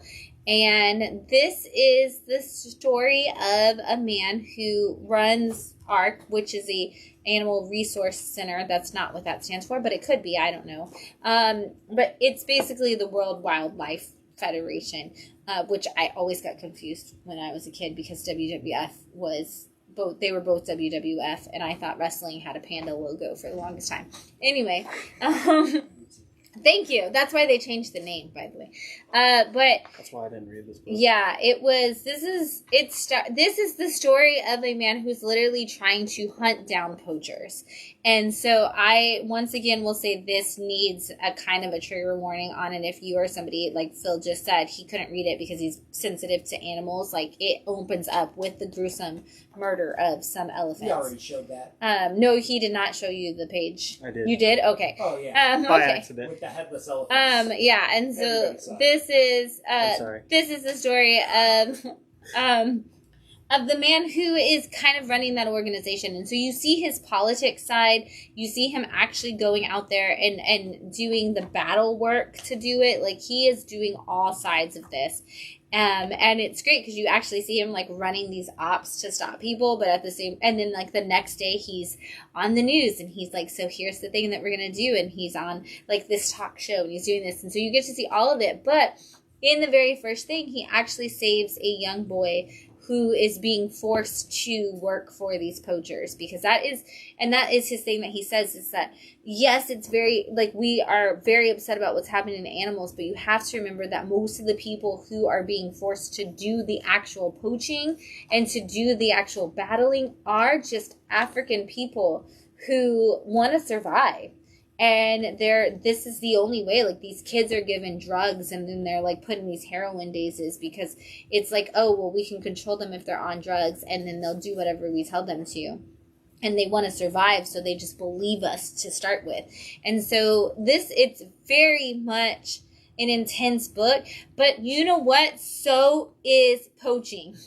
Like, this is one of those situations where we are not hiding that we are here for a social commentary. Poaching is bad. Killing animals, like big game animals like this just for sport or for their ivory tusk, is bad. And there are organizations who are trying to work to stop it. And there's the whole thing with this is like his grandfather was somebody who did kind of went the route of like working with businesses that were shady, and his dad kind of went the way of like starting animal preserves, and he's kind of the blend of the two of them and trying to stop it. And his best friend went the way of like, hey, if they're gonna shoot animals, I'm gonna shoot them. So he's kind of trying to be this blend of like all of the things because he wants to do it. And this kid that he saved is like, if you want to save the world, you might have to actually fight, but like, you don't want to be a fighter. And so the kid's like, and I don't want to be a fighter. And so he's kind of got now something worth fighting. He's like, it's not just animals that are worth fighting for. There's so much more in this world, but we need to fight for all of it.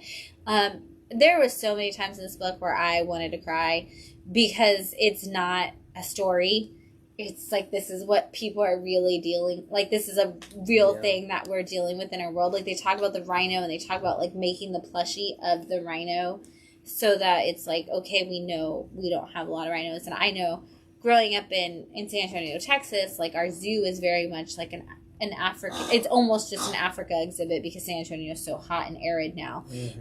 But they had the rhinos there, and I spent so much of my life. And while I was literally right before I read this book, or right after, I can't remember, I got on Facebook and somebody posted a picture of, this is what an elephant looks like after being put in captivity and having to do tourist rides their whole life. And the poor elephant is just like, the body is just like deteriorating on this poor elephant. And it's just like, there's so many things that we need to do to protect animals. And a lot of people are like, oh, zoos are the problem, but we wouldn't have tigers on our planet at all if it wasn't for zoos. And so, like, they brought tigers into captivity and bred them, and now we have tigers not only in captivity, but in the wild again. Right. And so there's so much that goes into the safety and the maintaining of the animal population. And the most important thing to remember is stop killing big game animals. And if you need a reminder, read this book. Or just listen to me yell at you over and over again on repeat like I just did, because seriously, these animals deserve the right to live here too, and this book will make you cry if you are an animal activist, but it will also help you remember what you're fighting for. And it's beautifully done.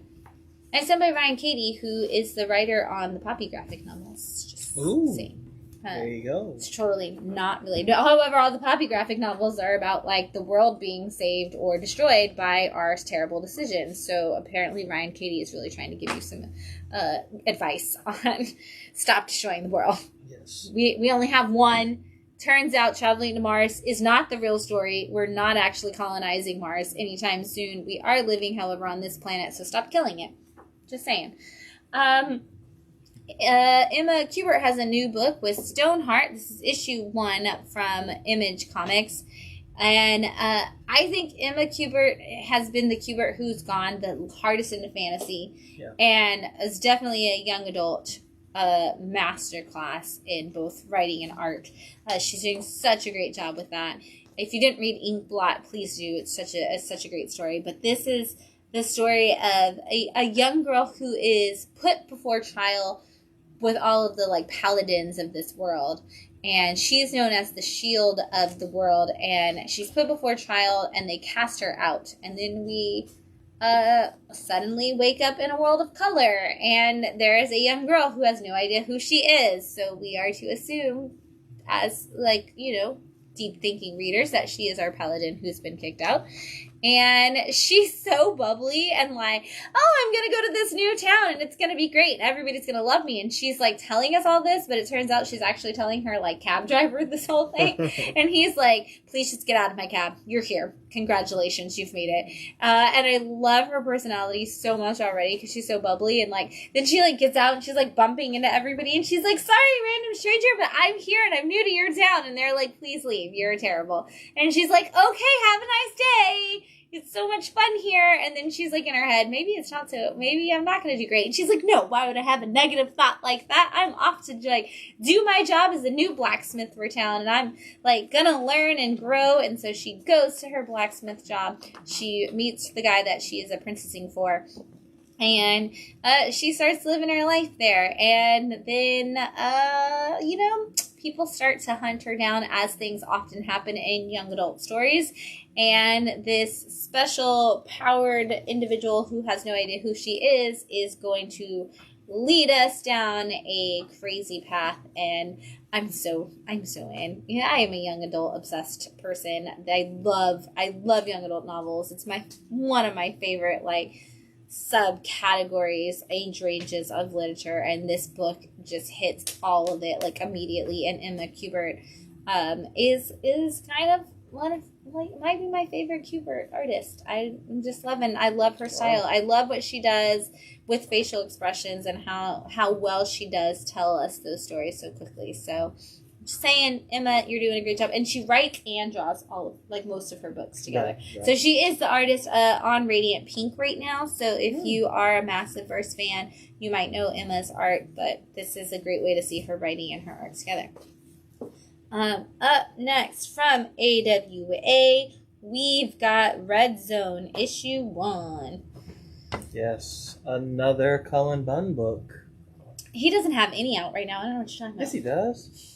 Oh, it's like, wait a second, hold on. I feel like The last time I was here, we talked about a new Cullen Bunn We book. talked about probably 3 of them. But he is teaming up with Mike Deodato Jr. For Red Zone. This is the story of, we have a professor of Russian and Slavic studies, Professor Kane, who is approached by an agent who's like, hey, one of your friends in Russia is a big asset to us, and we need you to help us extract her. One, because you have a lot of knowledge and have spent a ton of time in Russia, but she also asked for you specifically. So we have the extraction in this first issue, and as you would expect, it does not go well. Everything falls apart, and he also learns that his old friend, who was also a previous lover, has a daughter now. It is not his, which I love that they make that a very, because usually that's something that maybe they don't say right off the bat. They're like, oh, let's hold on to this information and reveal it later on. But right off the bat, they're like, oh, no, this isn't your daughter. Don't worry. And so now he is on the run. His team has kind of pretty much is gone.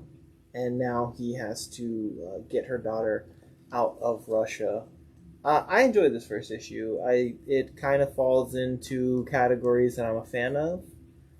And Mike Deodato Jr.'s art is perfect for a spy book because Yes. he does those like squared panels that are all over the place, and then he like throws in the random circle, and I feel like it's a perfect structure for a spy book. yes. And Cullen Bunn, because he's done so many things, and because his best work is kind of more in that vein, I think that he's gonna do a great job with this. And honestly, the whole time I was just trying to fan cast this guy. Yeah. That's the main thing. I was like, ooh, who would I want to play this guy? Because he is a character that I already feel like I know, and yet want to see come to life, because I love when it's it's just, we think that they're just a college, like Indiana Jones. You think they're just the professor, and then suddenly they're not just a professor. They're somebody who has way more knowledge, and it's the action hero.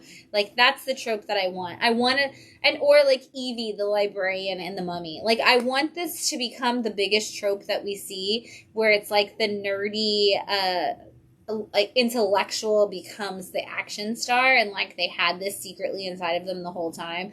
That's what I want.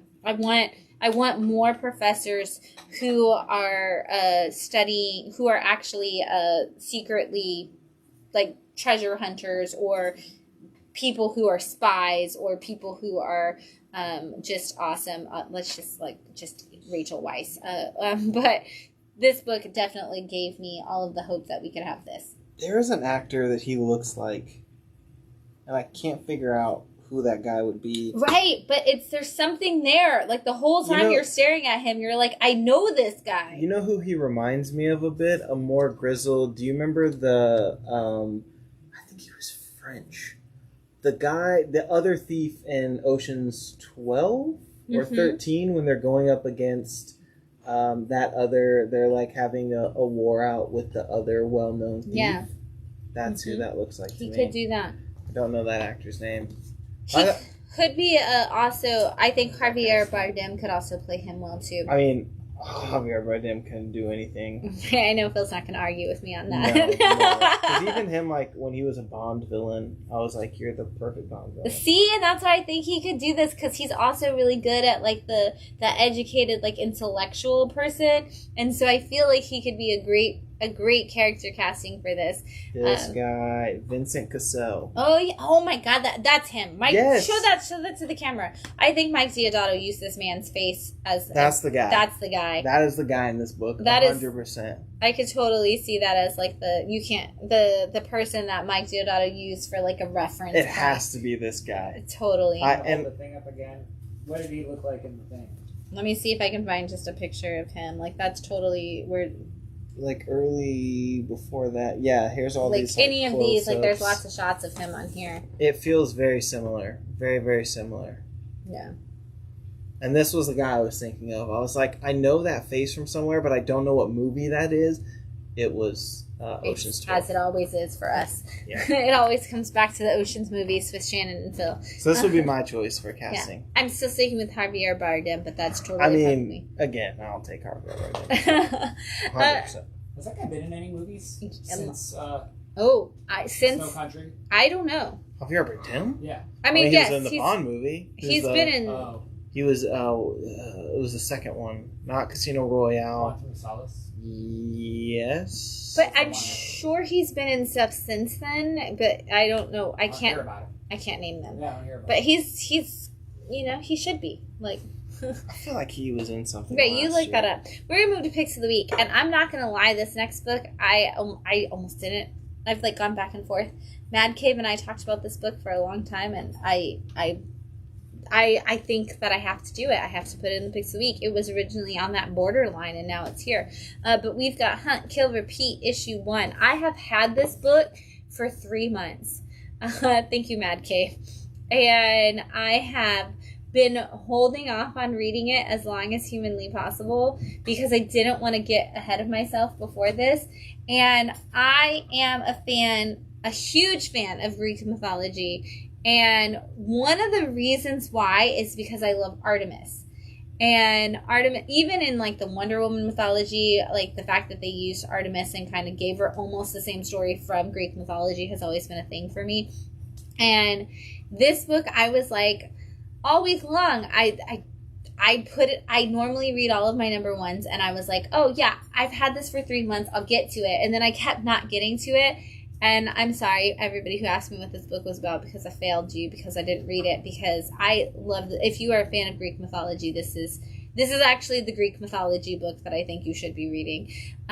Because this is all about Zeus losing his mind, as per usual, and thinking that humans in the modern time should be worshiping him, and doing another one of his, I'm going to battle the whole world and make them worship me, and kind of just getting that Zeus big head of like, well, no, they should be worshiping the gods. That's what we're here for.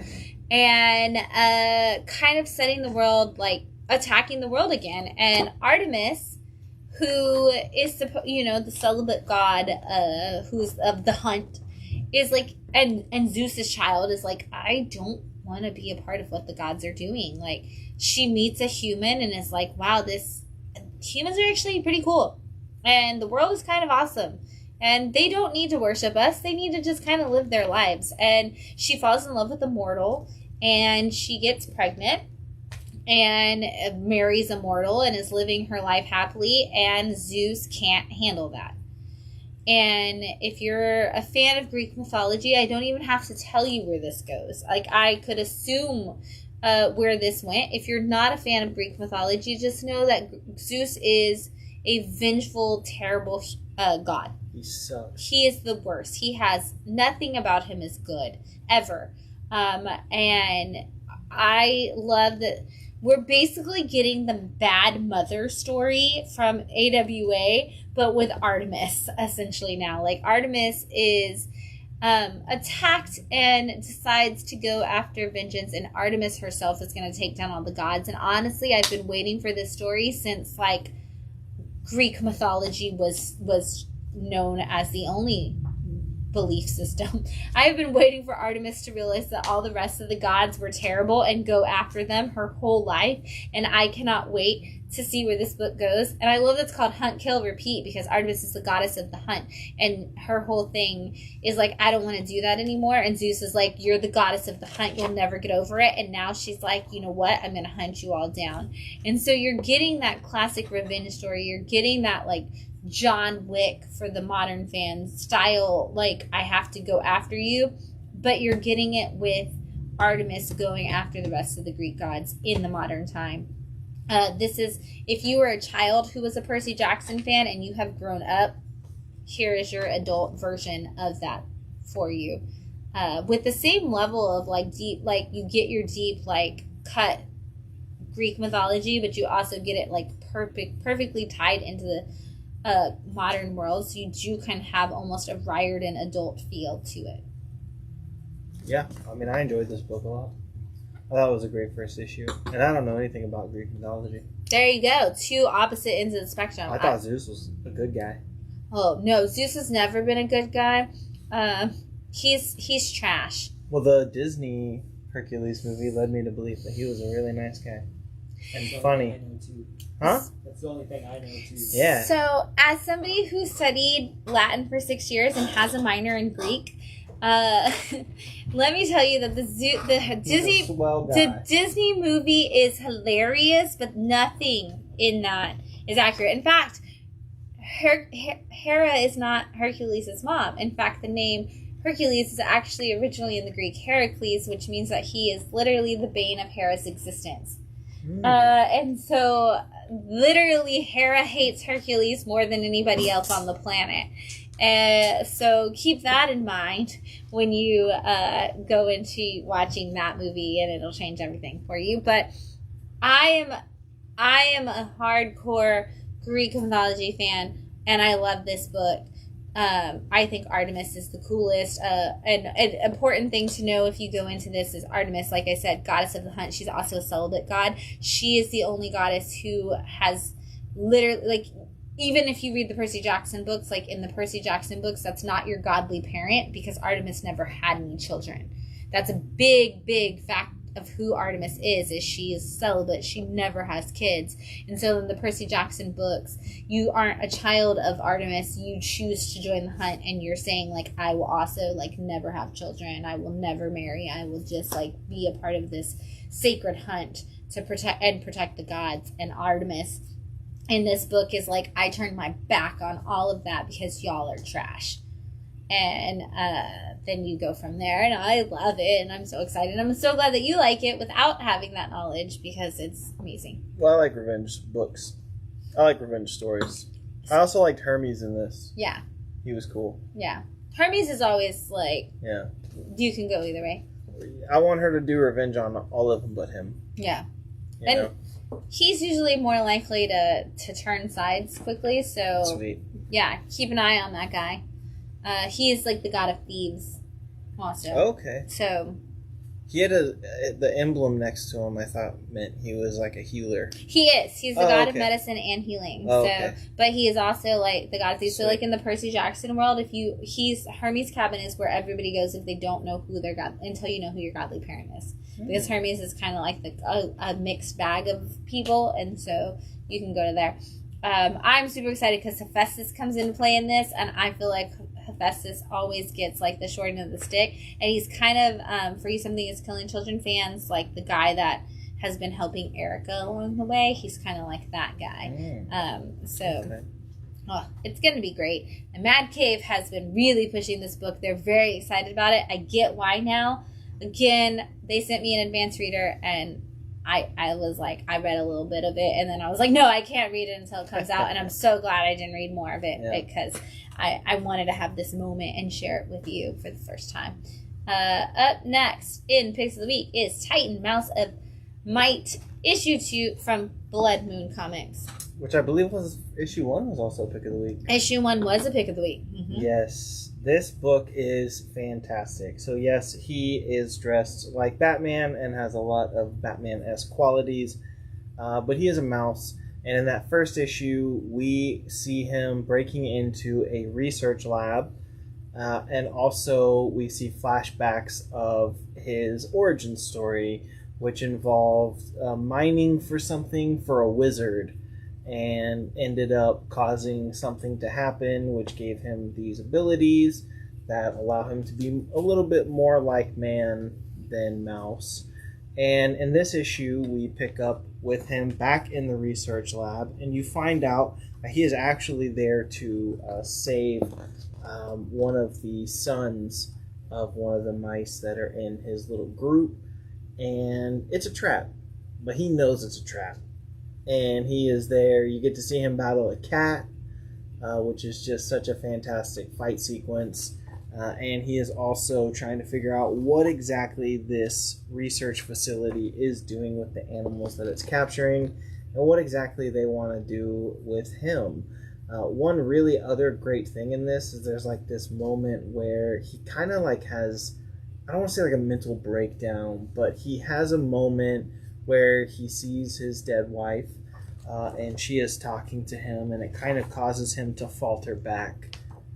And so it's great. I'm not going to tell you how the second issue ends, because I love what we're going to see in issue 3. But this book is beautiful. The art in this is amazing. You have really great uses of panel layouts and just kind of the different ways. Like, I love this here. This is the sequence when he's kind of having a bit of a freak out. I love them just kind of having Titan repeated like that kind of throughout. It's just such a fun book. I feel like we're going to slowly kind of start diving more and more into the history of Titan, but also get to kind of have this research facility who seems like they're going to be the big bad in this book. But I truly love this book so much. It's fantastic. It does kind of help that he is kind of acts very much like Batman. And honestly, if you're not reading Blood Moon comics, this is such a great segue from Big 2 to Blood Moon. Yeah, 100%. Because it is like you said, so much like Batman, but with the mouse. I'm actually kind of sad that we keep doing these like Marvel homage type covers instead of doing Dark Knight, because I feel like that would have been great for it. Oh my gosh, that Dark Knight Returns with the lightning behind him with the mouse would have been fantastic. Oh my god! I think I hope that the next issue has that. I say that like I haven't already ordered it. I'm not gonna lie, I don't remember what I ordered. I can't. I thought there was about to be a reveal. I wish I could say that, but I don't actually remember what the issue 3 cover looks like. But. Not for any reason other than the fact that I order hundreds of comics a week. But this is such a great cross point for you if you're looking to get into really small press books like Blood Moon and you're coming from Big 2. Like, this is going to be an entry point. If you're looking to get into small press books and you like that cartoonist style artwork, this is your entry point. Like, this, if you're looking to get into small press books and you're just looking for a good story, this is also a good entry point. Blood Moon is doing such a fantastic job with their comics right now. We talk about it, a year ago, and we were like, we can't wait for everybody to be talking about Blood Moon. This has definitely been one of those books. This and Cover the Dead with Lime have been 2 books that people have been talking about a lot on the internet. And we're so happy to hear it, because back when Usher of the Dead came out, we were obsessed with it, and we couldn't wait to see where they went. And Blood Moon is continuing to give us just some great titles. And this is another one of those Blood Moon books that's gonna sit here in these picks of the weeks, and we're gonna be talking about it for a long time. And when 2023 ends and we're sitting there at the early part of 2024 and we're like, what was that other book that we loved at the beginning of 2023? Just know that it's this one. Because we're so bad at remembering the early year books when it comes to the next year's wrap up. So just know that book that we loved so much at the beginning of the year that we're like, what was it? It was so good. It was probably Titan, Mouse of Might. This book has been great. Pick it up now. Issues 1 and 2, find it in a store. If it's not us, find it somewhere. Ask your stores to order Blood Moon comics. If you don't shop with Bat City and you need it, your store doesn't get Blood Moon, start asking for it. And maybe go back and ask them for Cover the Dead with Lime and Usher of the Dead, because you don't want to miss those either. And Blood Moon is killing it, and you want to make sure you're not missing out on those titles. Yeah, that's a good point. Matt says it was extremely hard for me as a Big 2 reader to get into black and white comics. Honestly, I couldn't even read the TMNT until it was colorized. So he understands that it's hard for anyone to get into black and white. That's so true, especially also if you're used to the color comics and the digitized coloring, which we see a lot of now. I know it's hard for people to go back to that cartoonist black and white style. Give it a try. It doesn't have to be for everyone. I know even a lot of times those Marvel... What are the black and white reprints? The classics, the Marvel... Essentials. I know a lot of times people come in and they're like, ooh, I'll wait for the Epic Collection because the Essentials are hard because it's in black and white. It's totally understandable. If you fall into that category, black and white can be very hard for some people. You know what? I ain't mad at you even if you sit down and color it yourself if you need to read it. But just know that, like I'm not. It's your book. Once you buy it, I don't care what you do with it. Do whatever you need to. I don't recommend it, but it's your book if that's what you need to do. But for those of you who, if you're willing to give it a go, I recommend it. I know it's hard for a lot of people to get that black and white, and because you're so used to seeing that at this point. We don't see a lot of black and white books anymore, but it's great if you can jump into it. I mean, I'm a big supporter of black and white art. I think that's mainly just because there's a lot that you get to see more of the detail and the pencil work and things like that coloring hides. Especially these days with digital coloring, they delete a lot of it out. Yes.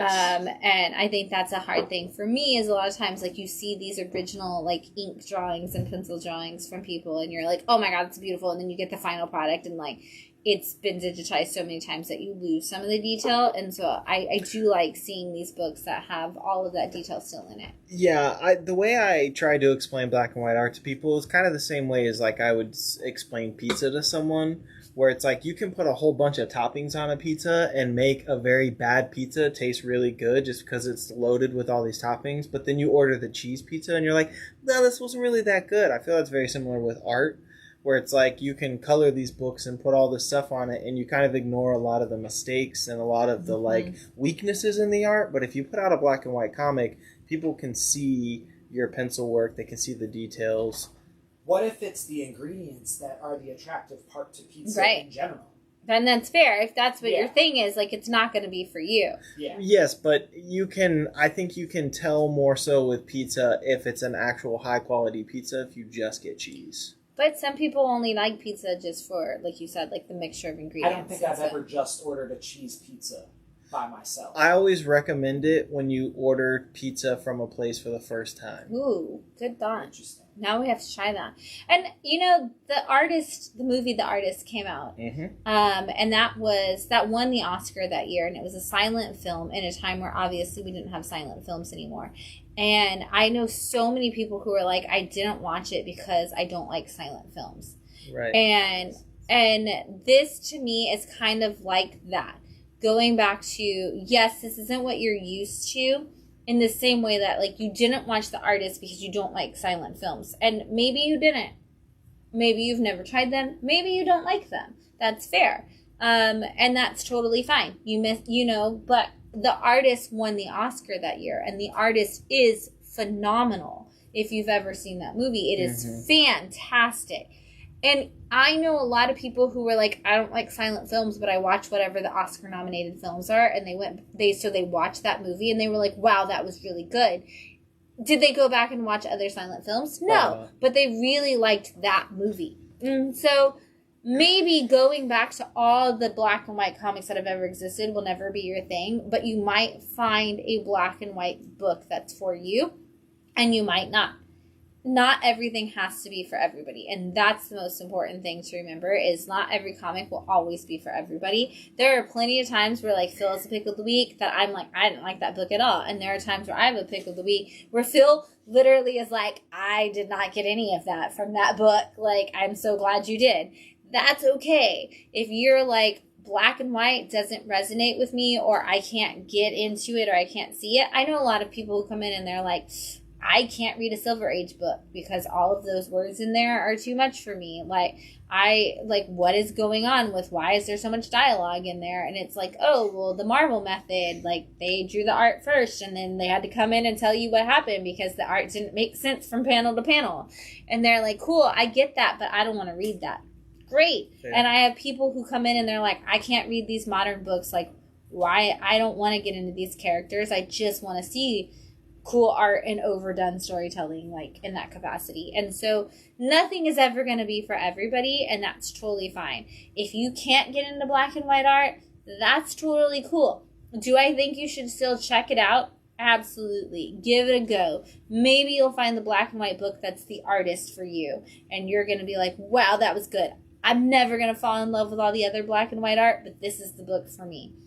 I'd love it if that was this one. If it's not this one, try the next one. Don't be afraid to try the cheese pizza, even if you usually order a lot of toppings on your pizza, because you might find out that cheese pizza is your favorite pizza you've ever tried. And that's what you love at that restaurant. Give it a go. That's what's the beauty of comics. Try them all. And if you shop at Bat City and you want to come in and read issue 1 off the shelf before you buy it, great.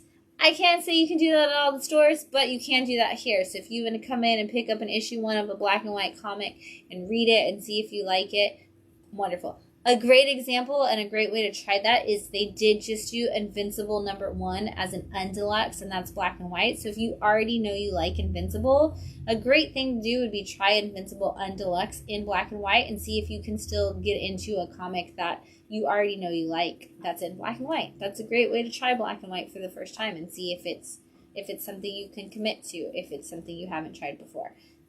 You know. Another one I will recommend, because it's been reprinted multiple times in color, is Scott Pilgrim, which originally was in black and white. Absolutely. And Brian Lee O'Malley even says that Scott Pilgrim needs to be read in black and white because the art was intended to be just black and white. I love that because I made the joke about coloring it at the very beginning, and my best friend from my entire childhood, when she first read Scott Pilgrim, was like, what would happen if I color? Is it against the rules of comic books? Like, that was like her first comic to ever read, and she was like, is it against the rules of comic books to color this in? And I was like, it's your book. It's not meant to be colored. That was the whole point, but it's your book. And so I love that you brought that up, because that's what I think of every time I see Scott Pilgrim is my friend Ashley going, am I allowed to color this in? And most people, it's your book. I think most people read it in color. I think that's how most people end up reading it, is because of all the reprints. All the reprints are in color. I couldn't do it. What? I tried to read it, put it back. Tried to read it, put it back. Tried to read it, put it back. And then got it in color, read the whole thing. And it's just my eyes. I was going to say, you have the stigmatism, literally, that needs the color to show the shading. Yeah. Like, you can't see the difference. Did you go back and read Turtles in black and white? I have gone back now that I've read it, and I'm like, okay. He has Do you prefer it in color? It's my eyes, because of my thing in my eye. Oh, okay. I can't, and my ADHD, I can't focus on it, because there's not enough break in the pattern. It's too much of the same. And that's a really good point. Scientifically proven, the human eye is trained to look for the break in patterns. And so black and white for a lot of people will not register in storytelling because your eye is trained, especially in the modern media, to look for the break in pattern. And so a lot of people, you're not going to like black and white. And again, that's totally okay. You're not required to like everything. Not liking black and white doesn't make you less of a comic book fan. And that's a really important thing to note. It's totally cool. Whatever works for you, works for you. And so when we say, like, we love this because it's classic black and white, that doesn't mean that, like, if you don't love it because it's classic black and white makes you less of a comic book fan. It just means, like, Phil really likes pencil work and shading in black and white. That's totally cool. If you don't, that's also cool. The most important thing is remember not to crap on what everybody else does, like, whatever it is. And speaking of the complete opposite level of color, because this book is so colorful, our last pick of the week is Scott Snyder's newest Comixology reprint, Clear #1 from Dark Horse Comics. Holy crap, the amount of times I've talked about this book this week. Also, I just want to say Francis Manapul on art. Oh, yes, and that is a key in and of itself to New this 52 book. Flash writer and artist. Francis Manapul. Yes. Rebirth, Trinity writer and artist. Right. Oh, that's right. He did do the Trinity series. Aww, that's the book that I suggested Matt the first time he came into the comic book store. Aww, cute. Is that why he doesn't read comics now? Stop reading the big two. Oh, man. It's funny because it's true. But this... You still read Big Two? Don't you? Tom King.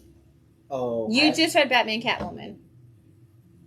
Before we moved here. No, you finished it when we got here, didn't you? Finished it on Swamp Thing? You like Swamp Thing? Haven't read any of Ram V's. But you need to because it's all about losing your dad. Heard. Well, didn't you read a lot of the, like, Donny Cates Marvel? Weren't you reading Venom? No. Nope, never read Venom. No. Mm-mm. The biggest two I've gotten is TMNT.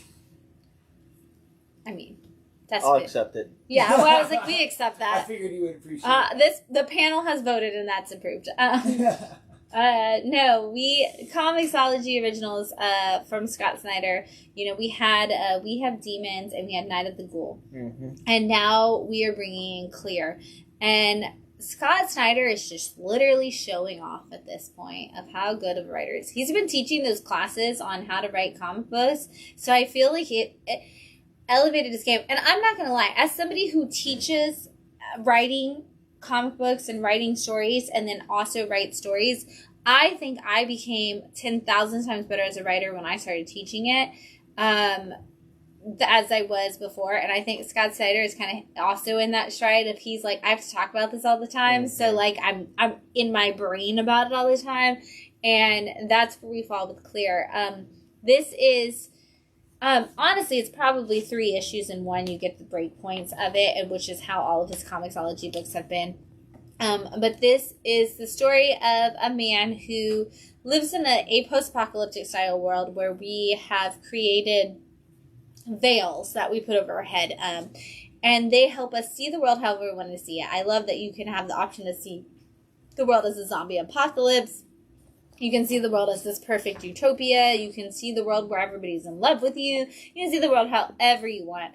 And with all those options available, our main character has chosen a clear veil, which is totally frowned upon. He sees the world as the like derelict world that it is. He wants to know what he's looking at all times, which has made him basically a great private eye. And so he has that classic like noir private detective situation going on.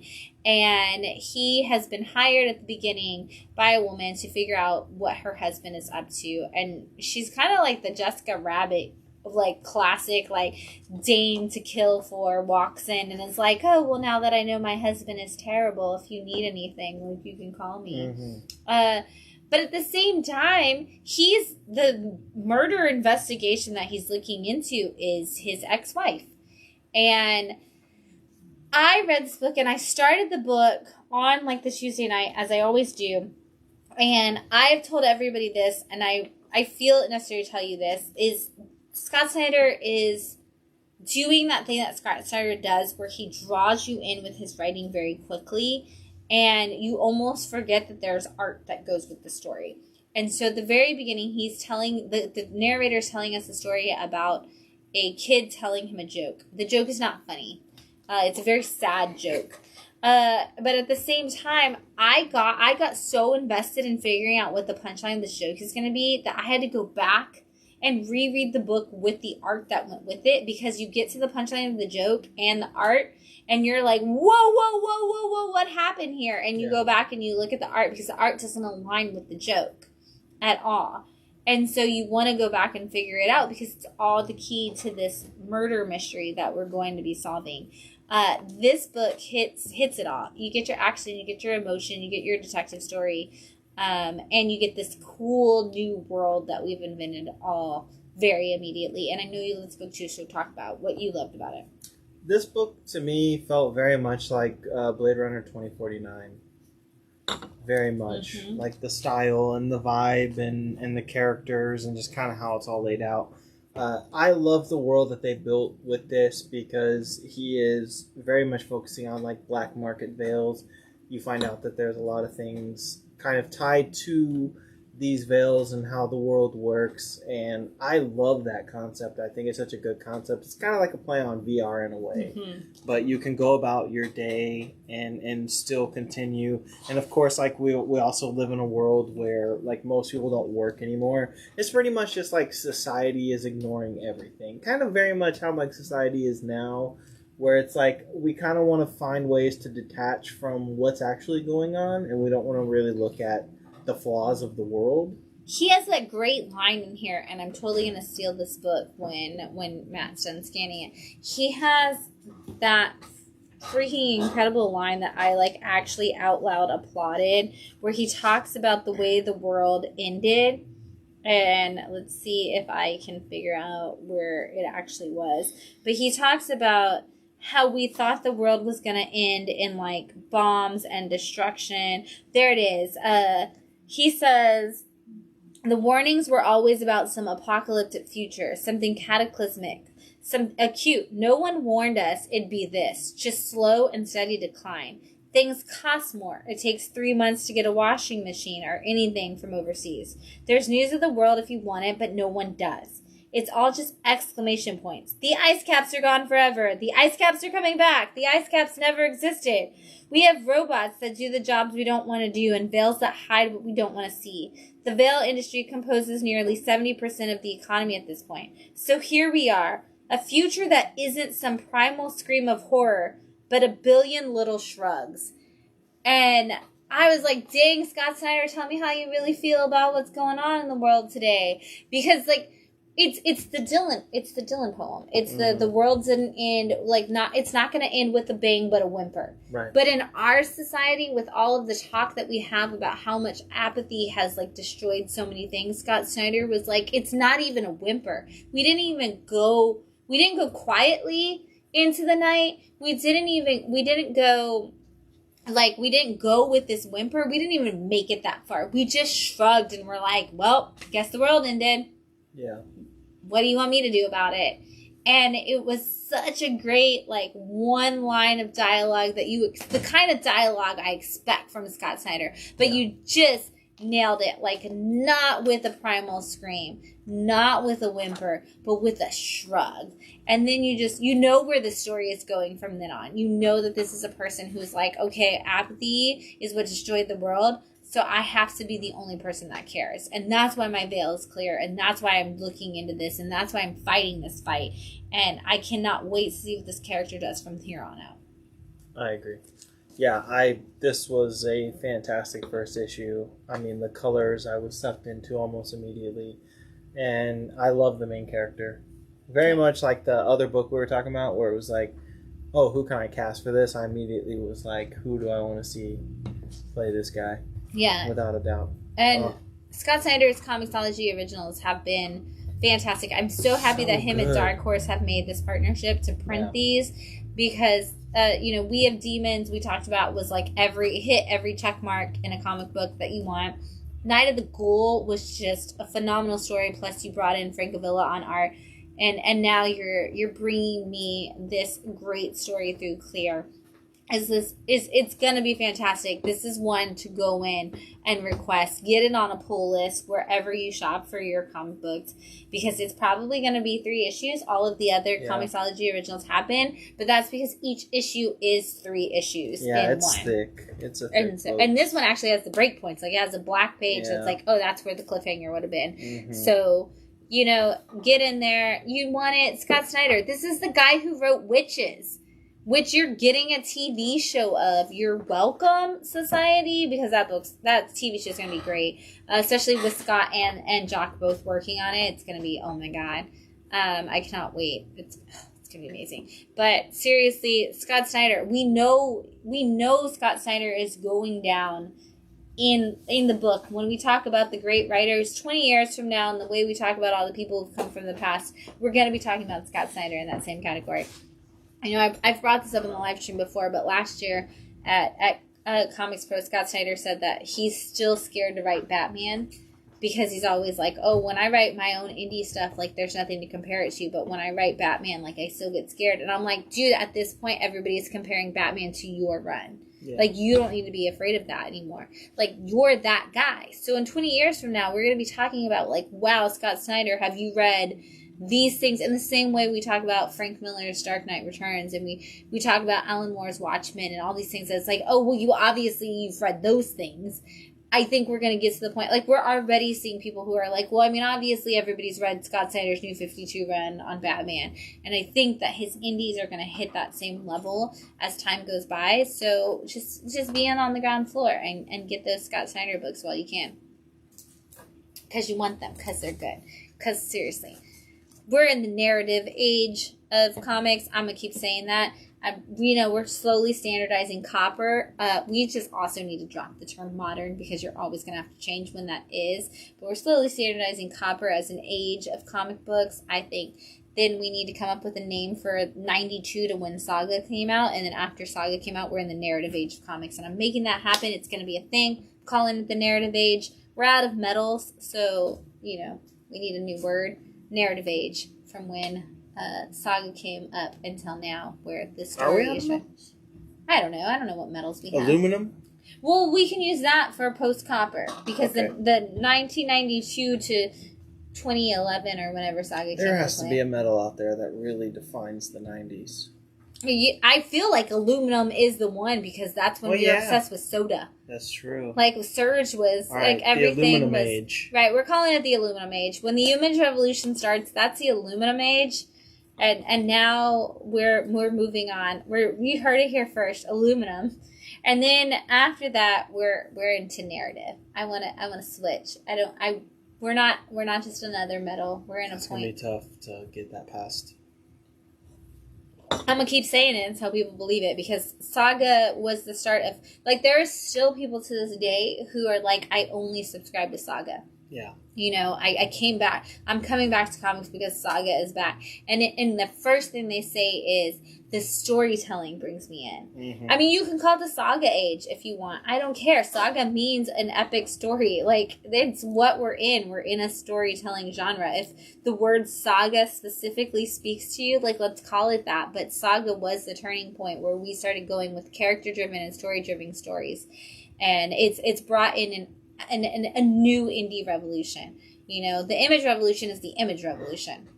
And it brought up it brought indie to the forefront in a new way with image comics becoming a big three, essentially, from day one. Let's be honest, from day one they were a big three. But now we see so many, like we just talked about Blood Moon as a pick of the week. We talked about Mad Cave as a pick of the week. Mm-hmm. And both of those were stories built on the story.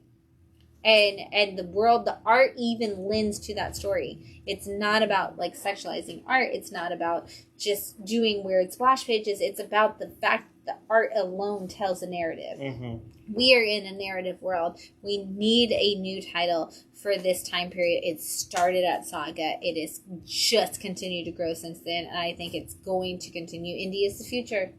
I'm just saying, indie, like, that story or narrative storytelling in general. Like, I mean, the big two, even if you look at Tom King with Mr. Miracle and things like that, that's narrative driven. We're in a narrative driven world. Let's keep leaning into it.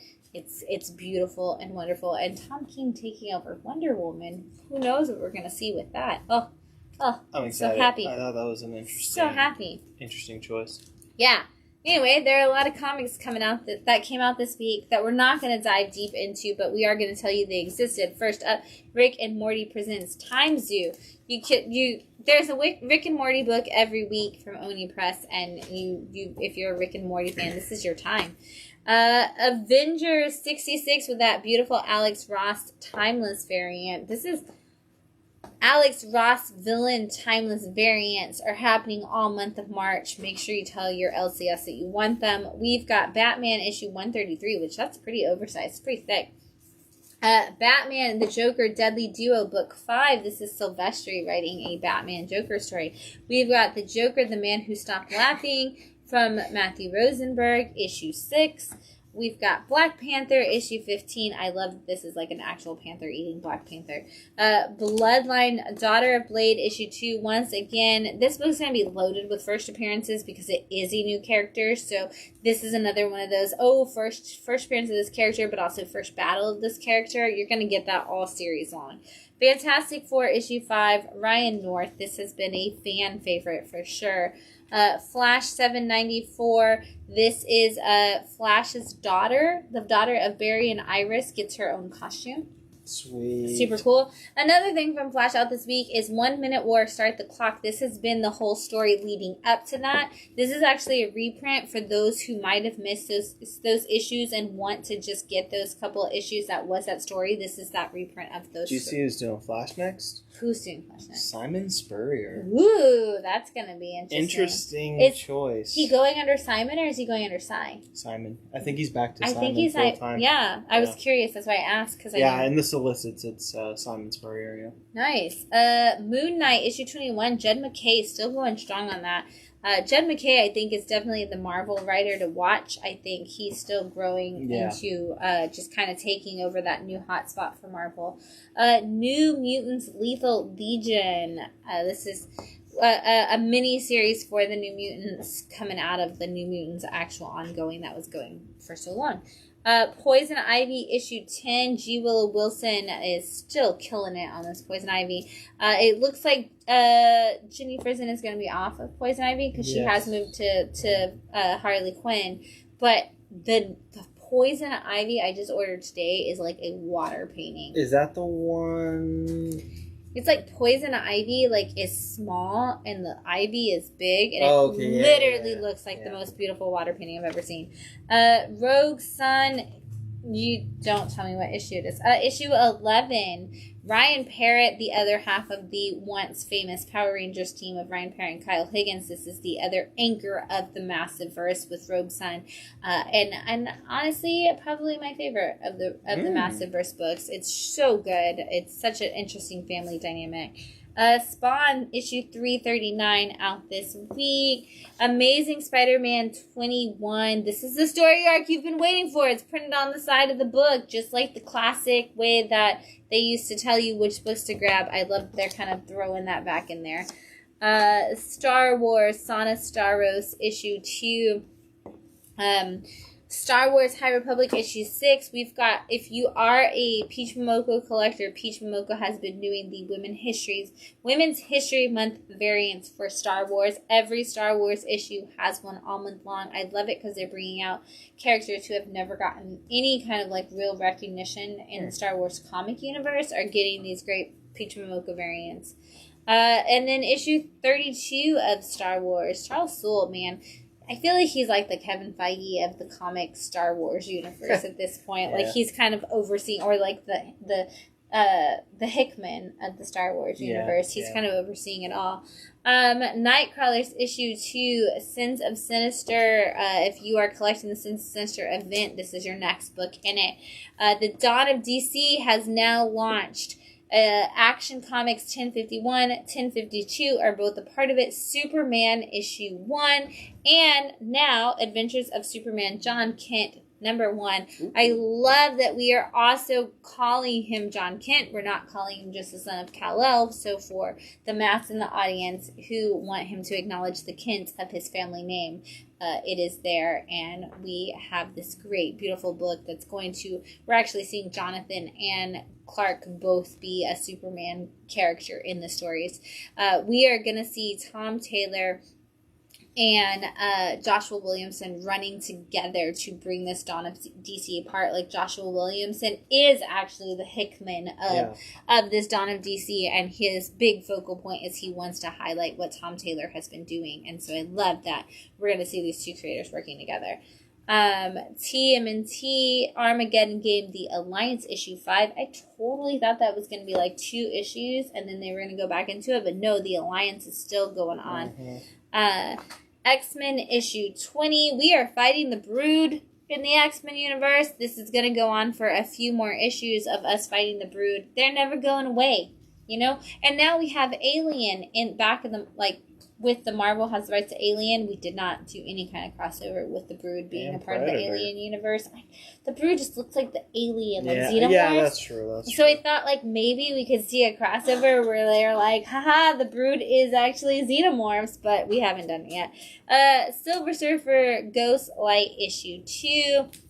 Static Shadows of Dakota issue 2. A lot of people coming in Static is back. I'm so stoked. I know there's always talk about more Static Shock cartoons and movies coming forward, but the fact that he's back in comics for another volume so quickly, I'm excited about. Scarlet Witch issue 3 from the Steve Orlando run that just started. Polaris are obviously making a scene. We know that Viv Vision is a part of this story. It's Wanda's trying to make amends for all the wrong she's done, and everybody just keeps showing up, not letting her live her life, doing her thing. Speaking of Predator is back with a new number 1. So if you missed the most recent run of Predator, guess what? Now's a good time to jump in. Monkey Prince wrapped up we've established at this point that the Monkey Prince is a huge focal point in what happened in the big DC issues that we've been having and coming into Dawn of DC. This is Monkey Prince issue 12. It's going to kind of wrap up that Monkey Prince arc that we've been dealing with, but also lead us into that Dawn of DC. And X-23 is back. Deadly Regenesis. This is issue 1 of that. We saw a new villain for X-23 in this book. Swear. So if you didn't pick it up, you need to. And then the other thing, of course, is there was a facsimile of the first X-23 series, not the first appearance of X-23, the first X-23 series. So, okay, cool. Yeah, which was confusing. A lot of people were like, "Oh, so this is a facsimile of X-23's first appearance," and I'm like, "No, this is a facsimile of X-23's first ongoing." There are a couple of new trades out this week. Power Rangers Volume 6, speaking of Ryan Parrott. Nice. We've got that coming your way. These actually came out last week, but I want to throw them out again. Never Ender, the whole thing. Because we do have a couple, we have a new Never Ender starting up soon. Oh, cool. Not sure if it's going to be one shot or if it's going to be multiple issues, but Never Ender, all about teens battling in space. Great series from Sumerian if you didn't catch it yet. Volume 1 has the whole thing in it. And speaking of big giant volumes of great things, Peach Momoko's Demon Days. A lot of people have been asking me if there's, how do I catch up on Demon Days and all the things that Peach Momoko, or just are like, I'm Peach Momoko, I want some great Peach Momoko stuff. This is Peach Momoko doing interior art, interior storytelling, everything, all of it, all at once. Check it out. The other thing out this week, Volume 2 of James Tynion's Nice House on the Lake. Oh, wow. For those of you who have been waiting to wrap it up, I'm going to leave that exactly like that. This is definitely your way to do it. Gosh, I can't even talk about Volume 2 of Nice House on the Lake, but Nice House on the Lake overall is the world was set to end and 12 people were saved by putting them in a house on a lake. They are the only 12 people who are going to survive essentially the apocalypse, and they are slowly figuring that out.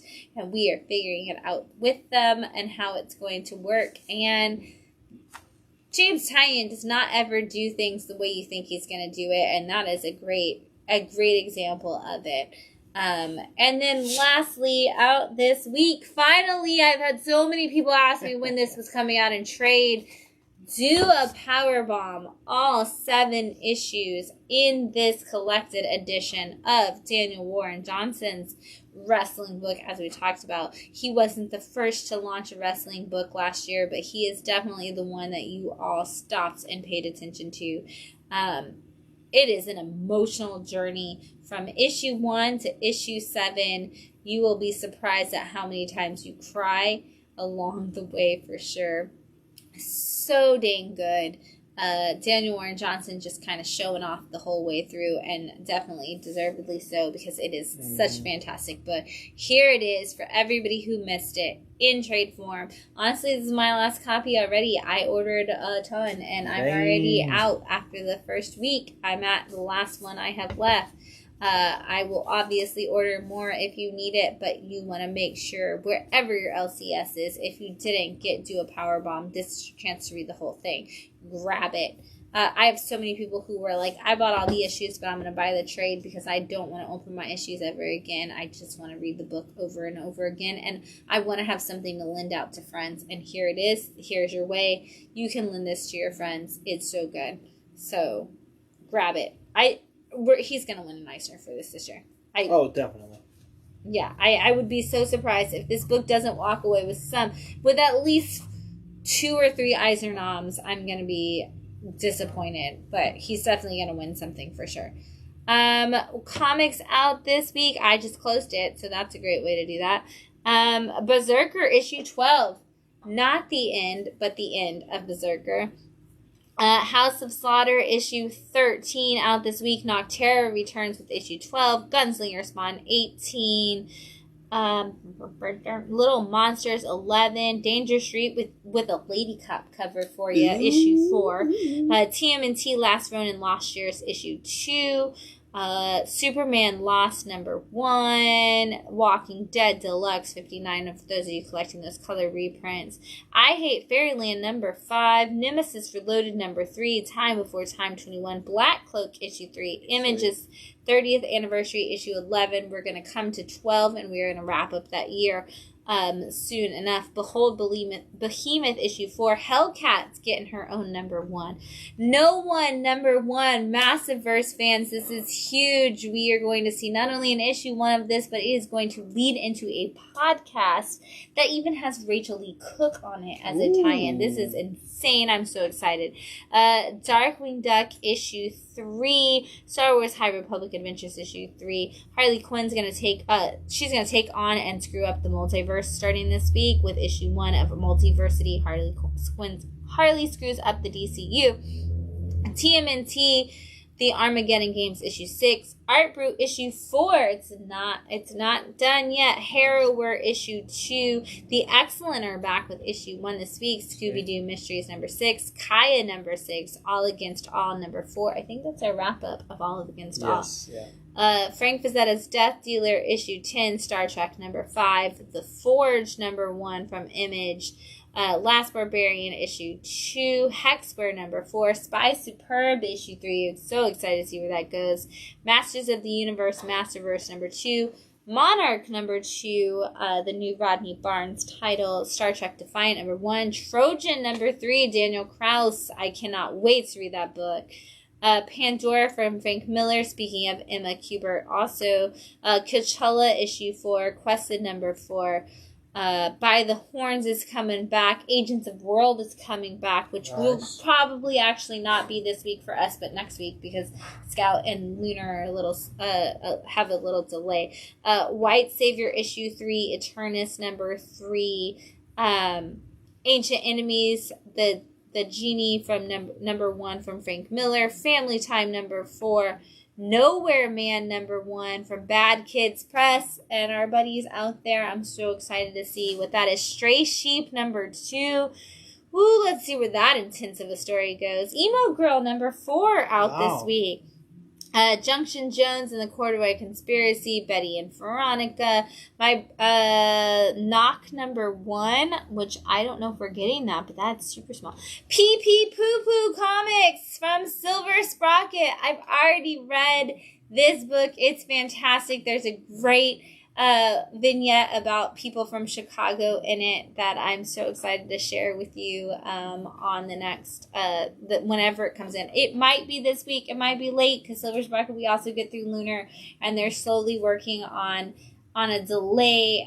Lunar sends their comics out so fast that the publishers aren't used to that time frame yet, so they're working to get the publishers caught up to the fact that they ship on Thursday, like to get out by Thursdays instead of out by Tuesdays. So our Silver Sprocket books might not make it in, but when PP Poo Poo comes in, I promise you, it sounds ridiculous, but it is just another classic Silver Sprocket.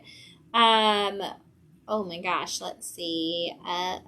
Big Ethel Energy Season 2. I love that book. Katie Black Dragon, also from Bad Kids Press. There's so many books. It's going to be great. Whether we get all of those or we get completely different books because we're kind of running a week behind with Lunar, I don't care. I love comic books. I love indie books. I can't wait to share them all with you, and we're going to do that next Sunday night for sure. When we wind down your weekend, we are going to, like I said at the beginning of the podcast, show, whatever this is, whatever you want to call it. If you're on YouTube, if you're on, I'm looking at Phil saying podcast, not that Phil podcast. I don't, because he totally doesn't want me to mention that. Actually, I did mention the comic book podcast. You did, last time. So. You did last time. So see, that's a thing. I dabble. He dabbles in podcasting. He has a really good one that you should check out, but he won't let me tell you about it. It's fine. It's okay. Check him out. Just follow Phil and you'll find it. But we, like I said at the beginning of the show, we're going to have a superhero story time Thursday at 11:30 before the store opens. We're going to open up early this Thursday just for that. That said, we're also going to be closed Friday for the Rays versus Pirates game. Come join us, at least us three, at Lecom Field for a great game between the Rays and the Pirates. Can't wait to see it. It's going to be fantastic. And then we'll see you Saturday for comic workshops. Bring your kiddos, ages 6 to 18, doesn't matter. So many great things. I didn't mention Love Everlasting won a book club choice. So even though that's a $3.99 comic, you can get it from us for $1, issue 1. We're going to be talking about that on March 22nd. You can come join us for book club here in the shop at 7 o'clock, March 22nd. We're going to be talking Love Everlasting issue 1 from Tom King. It's so great. You're going to want to read it if you haven't already. So many great, wonderful things. If you're on Facebook, check it out for all of our events. If you're on YouTube, pop on over to Facebook.com/Bat City Comic Books and check out all those events because there's so many of them coming up in March, April, and of course May with Free Comic Book Day. There's so much going on. You'll hear all about it if you come into our store this week for New Comic Book Day on Wednesday. But if you happen to miss out on all of that, you can catch us here again Sunday night as we wind down your weekend and talk about all the great indie books coming your way. That's Wednesday Phil. I'm Small Press Shann. We will see you then. Bye-bye. Later.